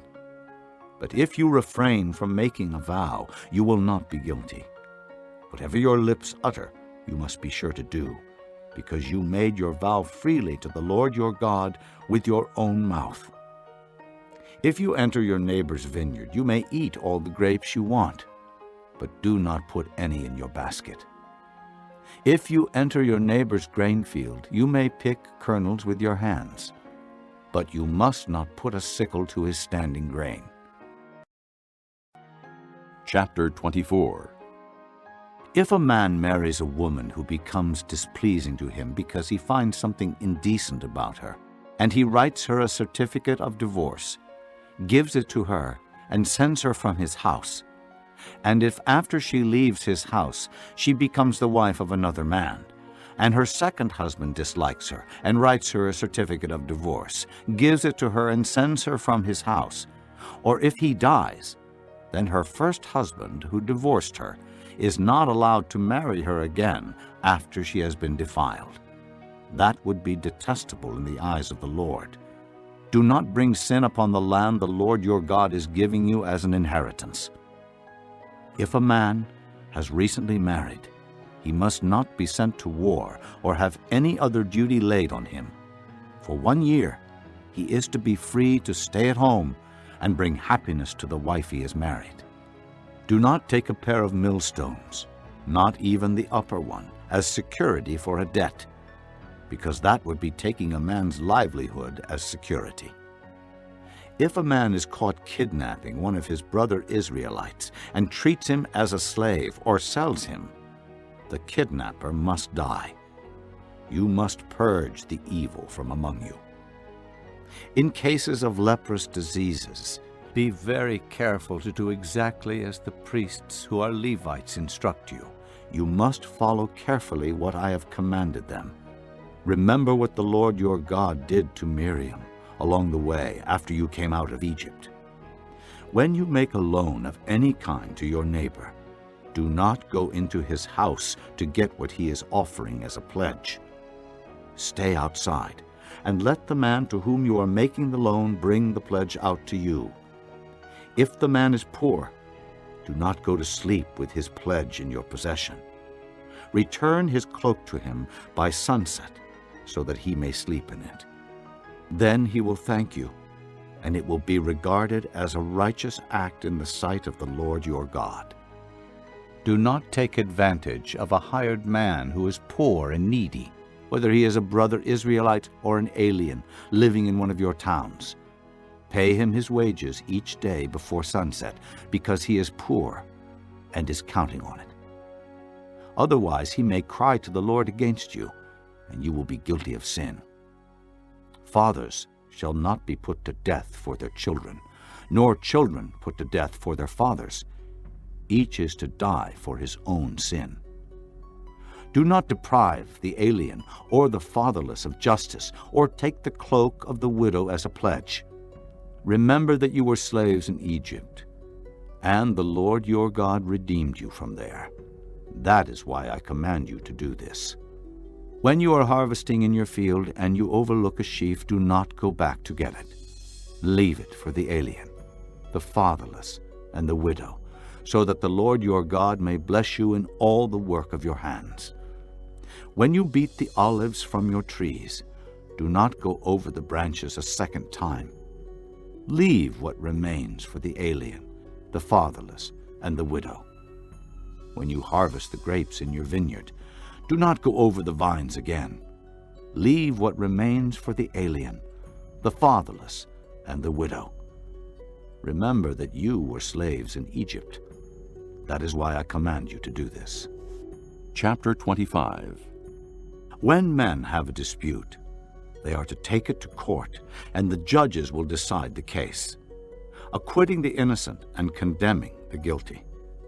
If the guilty man deserves to be beaten, the judge shall make him lie down and have him flogged in his presence with the number of lashes his crime deserves. But he must not give him more than 40 lashes. If he is flogged more than that, your brother will be degraded in your eyes. Do not muzzle an ox while it is treading out the grain. If brothers are living together and one of them dies without a son, his widow must not marry outside the family. Her husband's brother shall take her and marry her and fulfill the duty of a brother-in-law to her. The first son she bears shall carry on the name of the dead brother, so that his name will not be blotted out from Israel.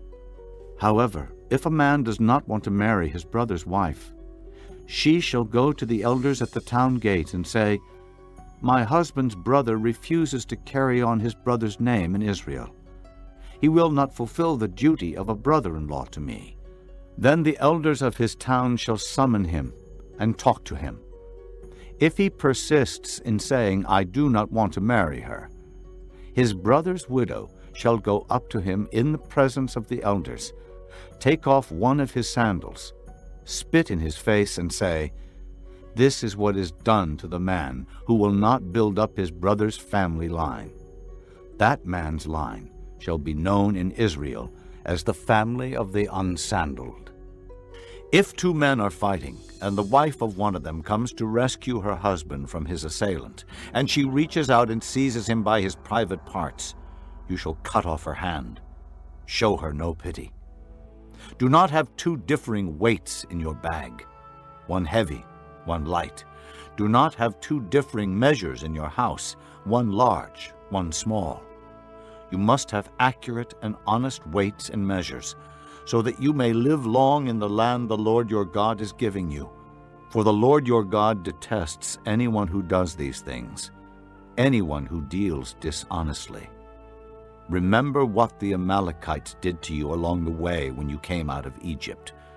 When you were weary and worn out, they met you on your journey and cut off all who were lagging behind. They had no fear of God. When the Lord your God gives you rest from all the enemies around you in the land he is giving you to possess as an inheritance, you shall blot out the memory of Amalek from under heaven. Do not forget. Chapter 26. When you have entered the land the Lord your God is giving you as an inheritance, and have taken possession of it, and settled in it, take some of the first fruits of all that you produce from the soil of the land the Lord your God is giving you, and put them in a basket. Then go to the place the Lord your God will choose as a dwelling for his name, and say to the priest in office at the time, "I declare today to the Lord your God that I have come to the land the Lord swore to our forefathers to give us." The priest shall take the basket from your hands and set it down in front of the altar of the Lord your God. Then you shall declare before the Lord your God, "My father was a wandering Aramean, and he went down into Egypt with a few people and lived there, and became a great nation, powerful and numerous. But the Egyptians mistreated us and made us suffer, putting us to hard labor. Then we cried out to the Lord, the God of our fathers, and the Lord heard our voice and saw our misery, toil, and oppression. So the Lord brought us out of Egypt with a mighty hand and an outstretched arm, with great terror and with miraculous signs and wonders. He brought us to this place and gave us this land, a land flowing with milk and honey. And now I bring the first fruits of the soil that you, O Lord, have given me. Place the basket before the Lord your God, and bow down before him. And you and the Levites and the aliens among you shall rejoice in all the good things the Lord your God has given to you and your household. When you have finished setting aside 1/10 of all your produce in the 3rd year, the year of the tithe, you shall give it to the Levite, the alien, the fatherless, and the widow, so that they may eat in your towns and be satisfied. Then say to the Lord your God, I have removed from my house the sacred portion, and have given it to the Levite, the alien, the fatherless and the widow, according to all you commanded. I have not turned aside from your commands, nor have I forgotten any of them. I have not eaten any of the sacred portion while I was in mourning, nor have I removed any of it while I was unclean, nor have I offered any of it to the dead. I have obeyed the Lord my God. I have done everything you commanded me. Look down from heaven, your holy dwelling place, and bless your people Israel and the land you have given us as you promised on oath to our forefathers, a land flowing with milk and honey. The Lord your God commands you this day to follow these decrees and laws. Carefully observe them with all your heart and with all your soul.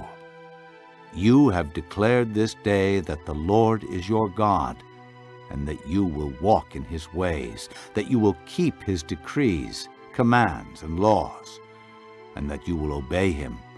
And the Lord has declared this day that you are his people, his treasured possession, as he promised, and that you are to keep all his commands.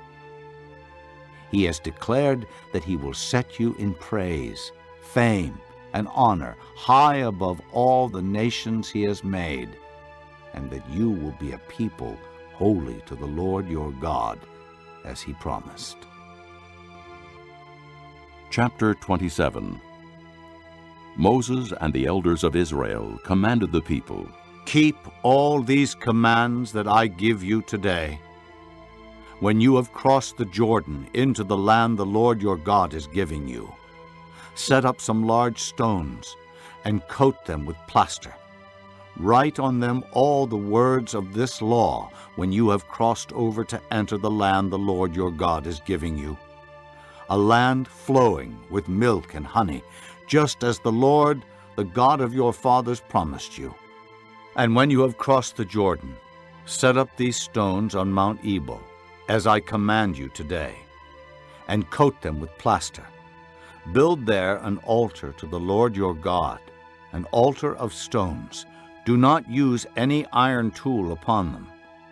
Build the altar of the Lord your God with field stones, and offer burnt offerings on it to the Lord your God. Sacrifice fellowship offerings there, eating them and rejoicing in the presence of the Lord your God. And you shall write very clearly all the words of this law on these stones you have set up. Then Moses and the priests, who are Levites, said to all Israel, Be silent, O Israel, and listen. You have now become the people of the Lord your God. Obey the Lord your God, and follow his commands and decrees that I give you today. On the same day, Moses commanded the people, When you have crossed the Jordan, these tribes shall stand on Mount Gerizim to bless the people: Simeon, Levi, Judah, Issachar, Joseph, and Benjamin. And these tribes shall stand on Mount Ebal to pronounce curses: Reuben, Gad, Asher, Zebulun, Dan, and Naphtali. The Levites shall recite to all the people of Israel in a loud voice, Cursed is the man who carves an image or casts an idol, a thing detestable to the Lord, the work of the craftsman's hands, and sets it up in secret. Then all the people shall say, Amen. Cursed is the man who dishonors his father or his mother. Then all the people shall say, Amen. Cursed is the man who moves his neighbor's boundary stone. Then all the people shall say, Amen. Cursed is the man who leads the blind astray on the road. Then all the people shall say, Amen.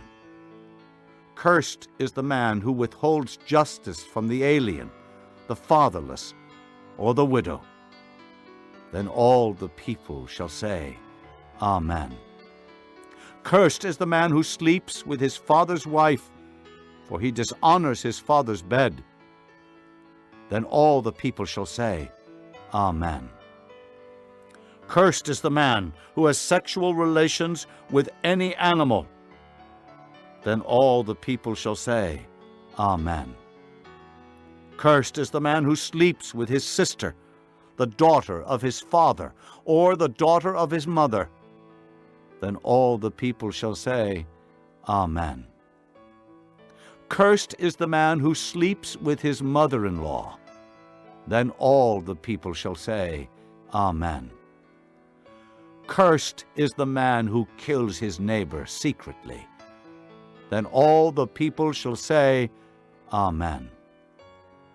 Cursed is the man who accepts a bribe to kill an innocent person. Then all the people shall say, Amen. Cursed is the man who does not uphold the words of this law by carrying them out. Then all the people shall say, Amen. Chapter 28. If you fully obey the Lord your God, and carefully follow all his commands I give you today, the Lord your God will set you high above all the nations on earth. All these blessings will come upon you and accompany you if you obey the Lord your God. You will be blessed in the city and blessed in the country. The fruit of your womb will be blessed, and the crops of your land, and the young of your livestock, the calves of your herds, and the lambs of your flocks. Your basket and your kneading trough will be blessed. You will be blessed when you come in, and blessed when you go out. The Lord will grant that the enemies who rise up against you will be defeated before you. They will come at you from one direction, but flee from you in seven. The Lord will send a blessing on your barns and on everything you put your hand to. The Lord your God will bless you in the land he is giving you. The Lord will establish you as his holy people, as he promised you on oath, if you keep the commands of the Lord your God and walk in his ways. Then all the peoples on earth will see that you are called by the name of the Lord, and they will fear you. The Lord will grant you abundant prosperity in the fruit of your womb, the young of your livestock, and the crops of your ground, in the land he swore to your forefathers to give you. The Lord will open the heavens, the storehouse of his bounty, to send rain on your land in season, and to bless all the work of your hands. You will lend to many nations, but will borrow from none. The Lord will make you the head, not the tail. If you pay attention to the commands of the Lord your God that I give you this day, and carefully follow them, you will always be at the top, never at the bottom. Do not turn aside from any of the commands I give you today, to the right or to the left, following other gods and serving them. However, if you do not obey the Lord your God, and do not carefully follow all his commands and decrees I am giving you today, all these curses will come upon you and overtake you. You will be cursed in the city and cursed in the country. Your basket and your kneading trough will be cursed. The fruit of your womb will be cursed, and the crops of your land, and the calves of your herds, and the lambs of your flocks. You will be cursed when you come in, and cursed when you go out. The Lord will send on you curses, confusion, and rebuke in everything you put your hand to, until you are destroyed and come to sudden ruin because of the evil you have done in forsaking him. The Lord will plague you with diseases until he has destroyed you from the land you are entering to possess. The Lord will strike you with wasting disease, with fever and inflammation, with scorching heat and drought, with blight and mildew, which will plague you until you perish. The sky over your head will be bronze, the ground beneath you iron. The Lord will turn the rain of your country into dust and powder, It will come down from the skies until you are destroyed. The Lord will cause you to be defeated before your enemies. You will come at them from one direction, but flee from them in 7, and you will become a thing of horror to all the kingdoms on earth. Your carcasses will be food for all the birds of the air and the beasts of the earth, and there will be no one to frighten them away. The Lord will afflict you with the boils of Egypt, and with tumors, festering sores, and the itch from which you cannot be cured. The Lord will afflict you with madness, blindness, and confusion of mind. At midday you will grope about like a blind man in the dark. You will be unsuccessful in everything you do. Day after day you will be oppressed and robbed, with no one to rescue you. You will be pledged to be married to a woman, but another will take her and ravish her. You will build a house, but you will not live in it. You will plant a vineyard, but you will not even begin to enjoy its fruit. Your ox will be slaughtered before your eyes, but you will eat none of it. Your donkey will be forcibly taken from you and will not be returned. Your sheep will be given to your enemies, and no one will rescue them. Your sons and daughters will be given to another nation, and you will wear out your eyes watching for them day after day, powerless to lift a hand. A people that you do not know will eat what your land and labor produce, and you will have nothing but cruel oppression all your days. The sights you see will drive you mad. The Lord will afflict your knees and legs with painful boils that cannot be cured, spreading from the soles of your feet to the top of your head. The Lord will drive you and the king you set over you to a nation unknown to you or your fathers. There you will worship other gods, gods of wood and stone. You will become a thing of horror and an object of scorn and ridicule to all the nations where the Lord will drive you. You will sow much seed in the field, but you will harvest little, because locusts will devour it. You will plant vineyards and cultivate them, but you will not drink the wine or gather the grapes, because worms will eat them. You will have olive trees throughout your country, but you will not use the oil, because the olives will drop off. You will have sons and daughters, but you will not keep them, because they will go into captivity. Swarms of locusts will take over all your trees and the crops of your land. The alien who lives among you will rise above you higher and higher, but you will sink lower and lower. He will lend to you, but you will not lend to him. He will be the head, but you will be the tail. All these curses will come upon you. They will pursue you and overtake you until you are destroyed, because you did not obey the Lord your God and observe the commands and decrees he gave you. They will be a sign and a wonder to you and your descendants forever, because you did not serve the Lord your God joyfully and gladly in the time of prosperity. Therefore, in hunger and thirst, in nakedness and dire poverty, you will serve the enemies the Lord sends against you. He will put an iron yoke on your neck until he has destroyed you.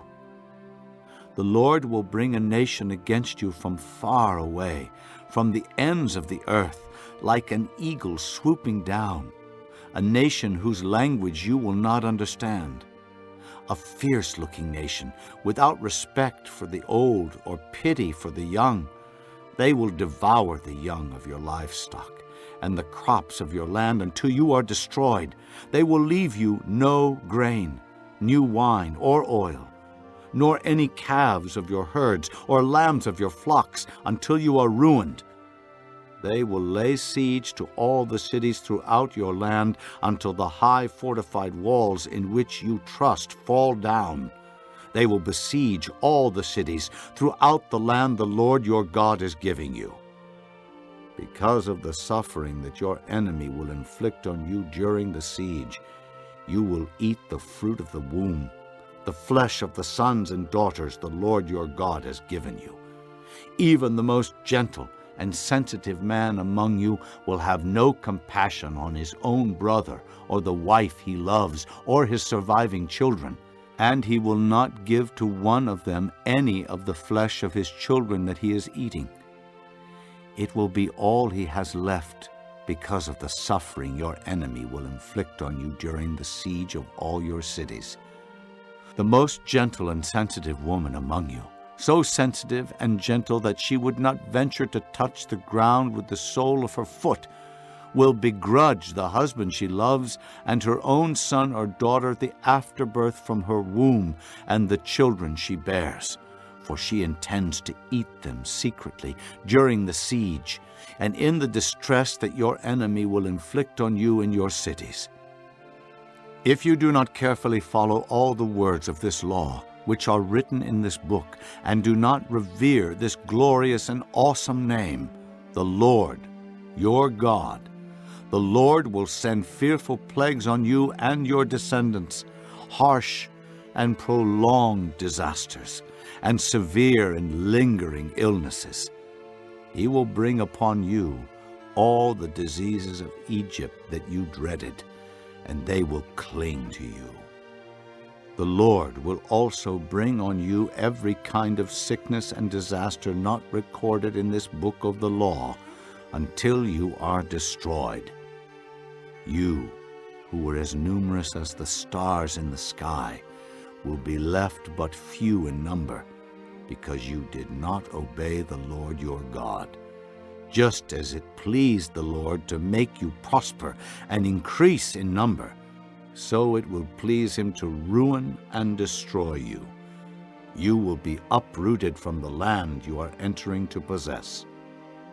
Then the Lord will scatter you among all nations, from one end of the earth to the other. There you will worship other gods, gods of wood and stone, which neither you nor your fathers have known. Among those nations you will find no repose, no resting place for the sole of your foot. There the Lord will give you an anxious mind, eyes weary with longing, and a despairing heart. You will live in constant suspense, filled with dread both night and day, never sure of your life.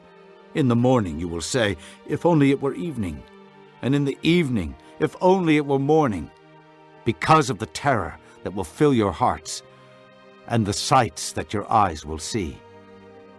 The Lord will send you back in ships to Egypt, on a journey I said you should never make again.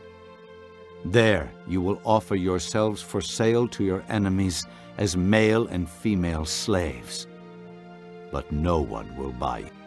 Chapter 29. These are the terms of the covenant the Lord commanded Moses to make with the Israelites in Moab, in addition to the covenant he had made with them at Horeb. Moses summoned all the Israelites and said to them, Your eyes have seen all that the Lord did in Egypt to Pharaoh, to all his officials, and to all his land. With your own eyes you saw those great trials, those miraculous signs and great wonders. But to this day, the Lord has not given you a mind that understands, or eyes that see, or ears that hear. During the 40 years that I led you through the desert, your clothes did not wear out, nor did the sandals on your feet. You ate no bread and drank no wine or other fermented drink. I did this so that you might know that I am the Lord your God. When you reach this place, Sihon king of Heshbon and Og king of Bashan came out to fight against us, but we defeated them. We took their land and gave it as an inheritance to the Reubenites, the Gadites, and the half-tribe of Manasseh. Carefully follow the terms of this covenant, so that you may prosper in everything you do. All of you are standing today in the presence of the Lord your God. Your leaders and chief men, your elders and officials, and all the other men of Israel, together with your children and your wives, and the aliens living in your camps who chop your wood and carry your water. You are standing here in order to enter into a covenant with the Lord your God, a covenant the Lord is making with you this day and sealing with an oath, to confirm you this day as his people, that he may be your God as he promised you, and as he swore to your fathers Abraham, Isaac, and Jacob. I am making this covenant with its oath, not only with you who are standing here with us today in the presence of the Lord our God, but also with those who are not here today. You yourselves know how we lived in Egypt and how we passed through the countries on the way here. You saw among them their detestable images and idols of wood and stone, of silver and gold. Make sure there is no man or woman, clan or tribe among you today whose heart turns away from the Lord our God to go and worship the gods of those nations. Make sure there is no root among you that produces such bitter poison. When such a person hears the words of this oath, he invokes a blessing on himself and therefore thinks, I will be safe, even though I persist in going my own way. This will bring disaster on the watered land as well as the dry. The Lord will never be willing to forgive him. His wrath and zeal will burn against that man. All the curses written in this book will fall upon him, and the Lord will blot out his name from under heaven. The Lord will single him out from all the tribes of Israel for disaster, according to all the curses of the covenant written in this book of the law. Your children who follow you in later generations, and foreigners who come from distant lands will see the calamities that have fallen on the land and the diseases with which the Lord has afflicted it. The whole land will be a burning waste of salt and sulfur, nothing planted, nothing sprouting, no vegetation growing on it. It will be like the destruction of Sodom and Gomorrah, Admah and Zeboiim, which the Lord overthrew in fierce anger. All the nations will ask, why has the Lord done this to this land? Why this fierce burning anger? And the answer will be, it is because this people abandoned the covenant of the Lord, the God of their fathers, the covenant he made with them when he brought them out of Egypt. They went off and worshipped other gods and bowed down to them, gods they did not know, gods he had not given them. Therefore the Lord's anger burned against this land, so that he brought on it all the curses written in this book. In furious anger and in great wrath, the Lord uprooted them from their land and thrust them into another land as it is now. The secret things belong to the Lord our God, but the things revealed belong to us and to our children forever, that we may follow all the words of this law. Chapter 30. When all these blessings and curses I have set before you come upon you, and you take them to heart wherever the Lord your God disperses you among the nations, and when you and your children return to the Lord your God, and obey him with all your heart and with all your soul according to everything I command you today, then the Lord your God will restore your fortunes and have compassion on you, and gather you again from all the nations where he scattered you. Even if you have been banished to the most distant land under the heavens, from there the Lord your God will gather you and bring you back. He will bring you to the land that belonged to your fathers, and you will take possession of it. He will make you more prosperous and numerous than your fathers.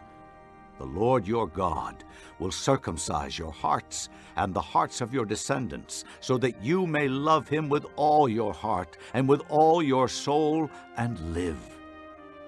The Lord your God will put all these curses on your enemies who hate and persecute you.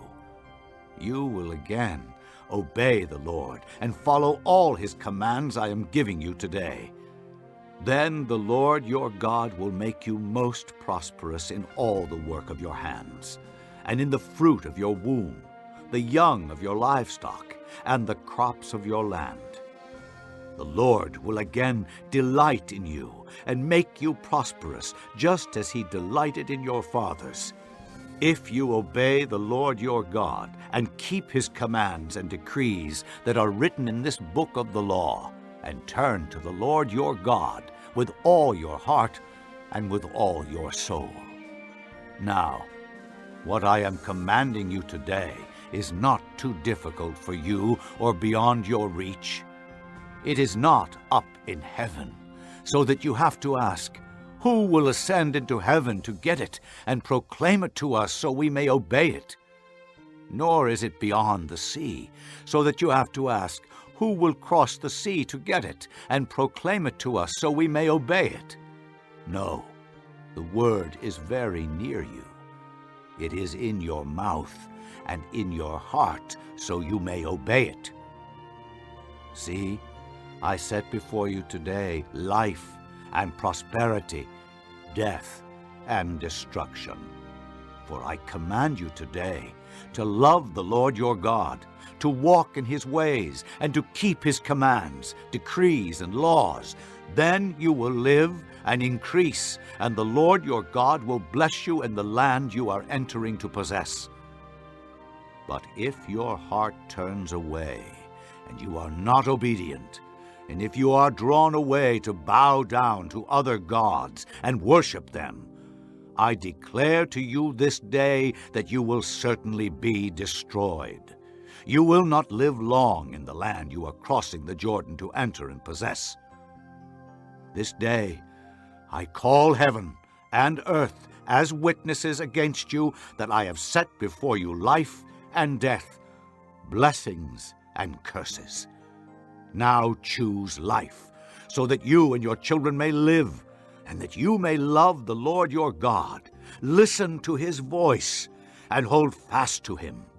For the Lord is your life, and he will give you many years in the land he swore to give to your fathers, Abraham, Isaac, and Jacob. Chapter 31.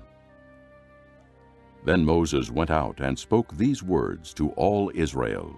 I am now 120 years old, and I am no longer able to lead you. The Lord has said to me, you shall not cross the Jordan.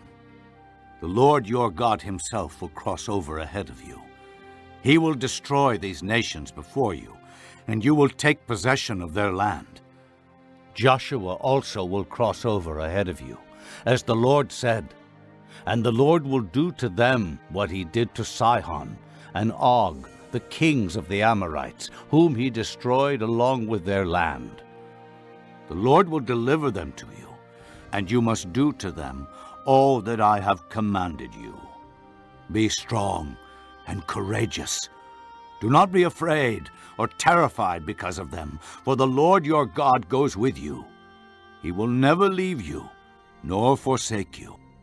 Then Moses summoned Joshua and said to him in the presence of all Israel, Be strong and courageous, for you must go with this people into the land that the Lord swore to their forefathers to give them, and you must divide it among them as their inheritance. The Lord himself goes before you and will be with you. He will never leave you nor forsake you. Do not be afraid. Do not be discouraged. So Moses wrote down this law and gave it to the priests, the sons of Levi, who carried the ark of the covenant of the Lord, and to all the elders of Israel. Then Moses commanded them, At the end of every 7 years, in the year for canceling debts, during the Feast of Tabernacles, when all Israel comes to appear before the Lord your God at the place he will choose, you shall read this law before them in their hearing. Assemble the people, men, women, and children, and the aliens living in your towns, so they can listen and learn to fear the Lord your God, and follow carefully all the words of this law. Their children, who do not know this law, must hear it and learn to fear the Lord your God as long as you live in the land you are crossing the Jordan to possess. The Lord said to Moses, Now the day of your death is near. Call Joshua and present yourselves at the tent of meeting, where I will commission him. So Moses and Joshua came and presented themselves at the tent of meeting. Then the Lord appeared at the tent in a pillar of cloud, and the cloud stood over the entrance to the tent. And the Lord said to Moses, You are going to rest with your fathers, and these people will soon prostitute themselves to the foreign gods of the land they are entering. They will forsake me and break the covenant I made with them. On that day I will become angry with them and forsake them. I will hide my face from them, and they will be destroyed. Many disasters and difficulties will come upon them, and on that day they will ask, Have not these disasters come upon us because our God is not with us? And I will certainly hide my face on that day because of all their wickedness in turning to other gods. Now write down for yourselves this song, and teach it to the Israelites, and have them sing it, so that it may be a witness for me against them. When I have brought them into the land flowing with milk and honey, the land I promised on oath to their forefathers, and when they eat their fill and thrive, they will turn to other gods and worship them, rejecting me and breaking my covenant. And when many disasters and difficulties come upon them, this song will testify against them, because it will not be forgotten by their descendants. I know what they are disposed to do, even before I bring them into the land I promised them on oath. So Moses wrote down this song that day and taught it to the Israelites. The Lord gave this command to Joshua, son of Nun. Be strong and courageous, for you will bring the Israelites into the land I promised them on oath, and I myself will be with you. After Moses finished writing in a book the words of this law from beginning to end, he gave this command to the Levites who carried the Ark of the Covenant of the Lord. Take this book of the law and place it beside the Ark of the Covenant of the Lord your God. There it will remain as a witness against you, for I know how rebellious and stiff-necked you are. If you have been rebellious against the Lord while I am still alive and with you, how much more will you rebel after I die? Assemble before me all the elders of your tribes and all your officials, so that I can speak these words in their hearing, and call heaven and earth to testify against them. For I know that after my death, you are sure to become utterly corrupt and to turn from the way I have commanded you. In days to come, disaster will fall upon you because you will do evil in the sight of the Lord and provoke him to anger by what your hands have made. And Moses recited the words of this song from beginning to end in the hearing of the whole assembly of Israel. Chapter 32. Listen, O heavens, and I will speak. Hear, O earth, the words of my mouth. Let my teaching fall like rain, and my words descend like dew, like showers on new grass, like abundant rain on tender plants. I will proclaim the name of the Lord. O praise the greatness of our God. He is the rock. His works are perfect, and all his ways are just. A faithful God who does no wrong, upright and just is he. They have acted corruptly toward him. To their shame, they are no longer his children, but a warped and crooked generation. Is this the way you repay the Lord, O foolish and unwise people? Is he not your Father, your Creator, who made you and formed you? Remember the days of old.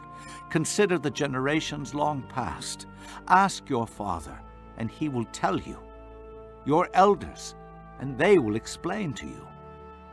When the Most High gave the nations their inheritance, when he divided all mankind, he set up boundaries for the peoples according to the number of the sons of Israel. For the Lord's portion is his people, Jacob his allotted inheritance. In a desert land he found him, in a barren and howling waste. He shielded him and cared for him. He guarded him as the apple of his eye, like an eagle that stirs up its nest and hovers over its young, that spreads its wings to catch them and carries them on its pinions. The Lord alone led him. No foreign god was with him. He made him ride on the heights of the land and fed him with the fruit of the fields. He nourished him with honey from the rock and with oil from the flinty crag, with curds and milk from herd and flock, and with fattened lambs and goats, with choice rams of Bashan, and the finest kernels of wheat. You drank the foaming blood of the grape. Jeshurun grew fat and kicked. Filled with food, he became heavy and sleek.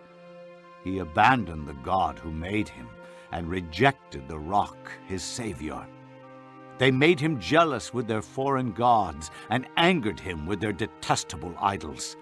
They sacrificed to demons, which are not God, gods they had not known, gods that recently appeared, gods your fathers did not fear. You deserted the rock who fathered you. You forgot the God who gave you birth. The Lord saw this and rejected them because he was angered by his sons and daughters. I will hide my face from them, he said, and see what their end will be. For they are a perverse generation, children who are unfaithful. They made me jealous by what is no God and angered me with their worthless idols. I will make them envious by those who are not a people. I will make them angry by a nation that has no understanding. For a fire has been kindled by my wrath, one that burns to the realm of death below. It will devour the earth and its harvests, and set afire the foundations of the mountains.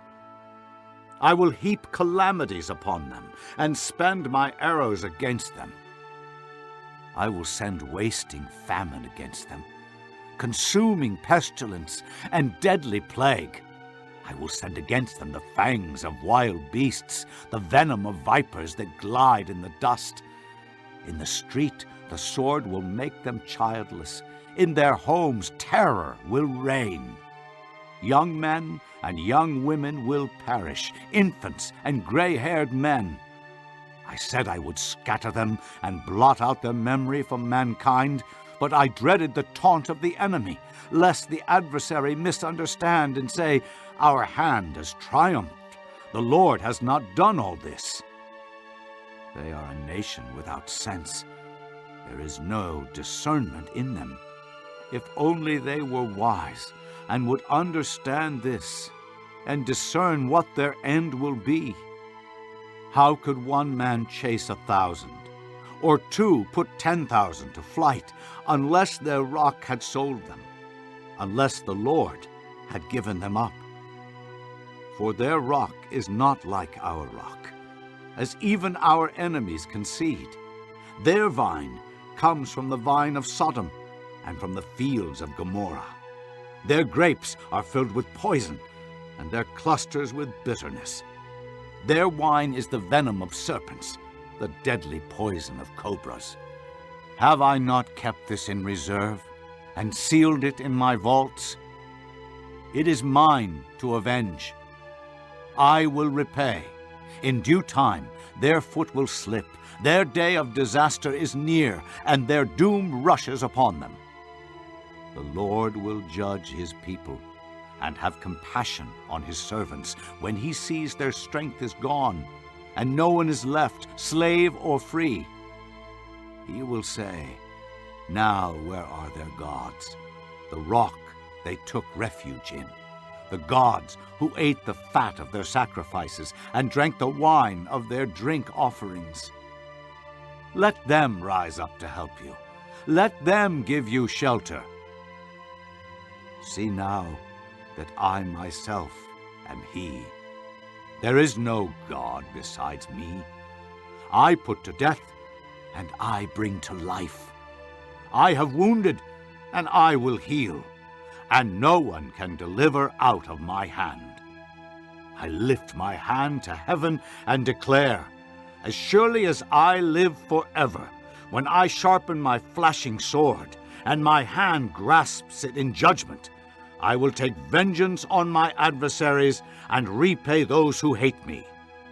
I will make my arrows drunk with blood, while my sword devours flesh, the blood of the slain and the captives, the heads of the enemy leaders. Rejoice, O nations, with his people, for he will avenge the blood of his servants. He will take vengeance on his enemies and make atonement for his land and people." Moses came with Joshua son of Nun, and spoke all the words of this song in the hearing of the people. When Moses finished reciting all these words to all Israel, he said to them, "Take to heart all the words I have solemnly declared to you this day, so that you may command your children to obey carefully all the words of this law. They are not just idle words for you. They are your life. By them you will live long in the land you are crossing the Jordan to possess." On that same day, the Lord told Moses, Go up into the Abarim range to Mount Nebo in Moab, across from Jericho, and view Canaan, the land I am giving the Israelites as their own possession. There on the mountain that you have climbed, you will die and be gathered to your people, just as your brother Aaron died on Mount Hor and was gathered to his people. This is because both of you broke faith with me in the presence of the Israelites, at the waters of Meribah Kadesh in the desert of Zin, and because you did not uphold my holiness among the Israelites. Therefore, you will see the land only from a distance. You will not enter the land I am giving to the people of Israel. Chapter 33. This is the blessing that Moses the man of God pronounced on the Israelites before his death. He said, "The Lord came from Sinai and dawned over them from Seir. He shone forth from Mount Paran. He came with myriads of holy ones from the south, from his mountain slopes. Surely it is you who love the people. All the holy ones are in your hand. At your feet they all bow down, and from you receive instruction. The law that Moses gave us, the possession of the assembly of Jacob. He was king over Jeshurun, when the leaders of the people assembled, along with the tribes of Israel. Let Reuben live and not die, nor his men be few." And this he said about Judah. "Hear, O Lord, the cry of Judah. Bring him to his people. With his own hands he defends his cause. Oh, be his help against his foes." About Levi he said, "Your Thummim and Urim belong to the man you favored. You tested him at Massah. You contended with him at the waters of Meribah. He said of his father and mother, 'I have no regard for them.' He did not recognize his brothers or acknowledge his own children, but he watched over your word and guarded your covenant. He teaches your precepts to Jacob and your law to Israel.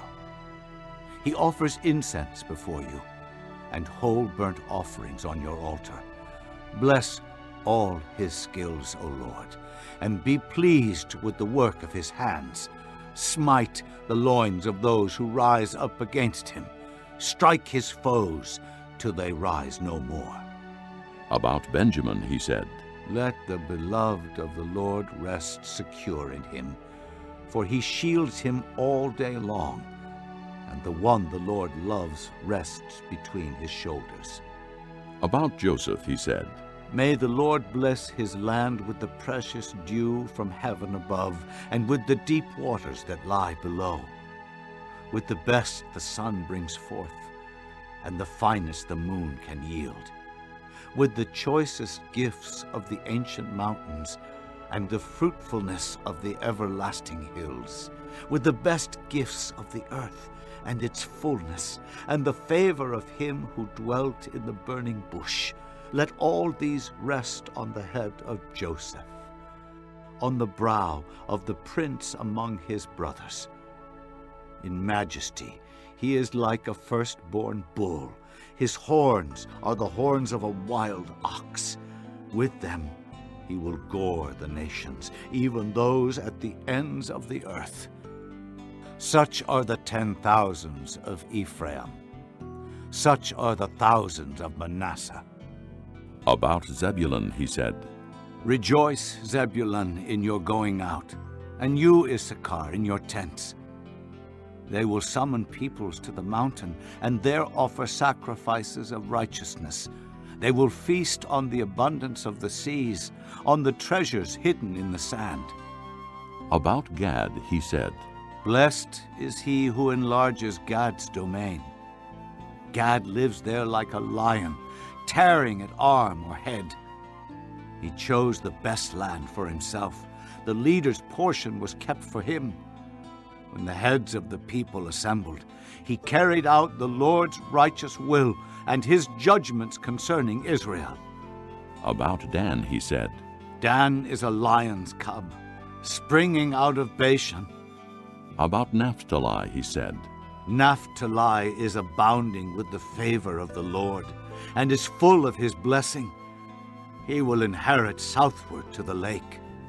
About Asher he said, Most blessed of sons is Asher. Let him be favored by his brothers, and let him bathe his feet in oil. The bolts of your gates will be iron and bronze, and your strength will equal your days. There is no one like the God of Jeshurun, who rides on the heavens to help you, and on the clouds in his majesty. The eternal God is your refuge, and underneath are the everlasting arms. He will drive out your enemy before you, saying, Destroy him. So Israel will live in safety alone.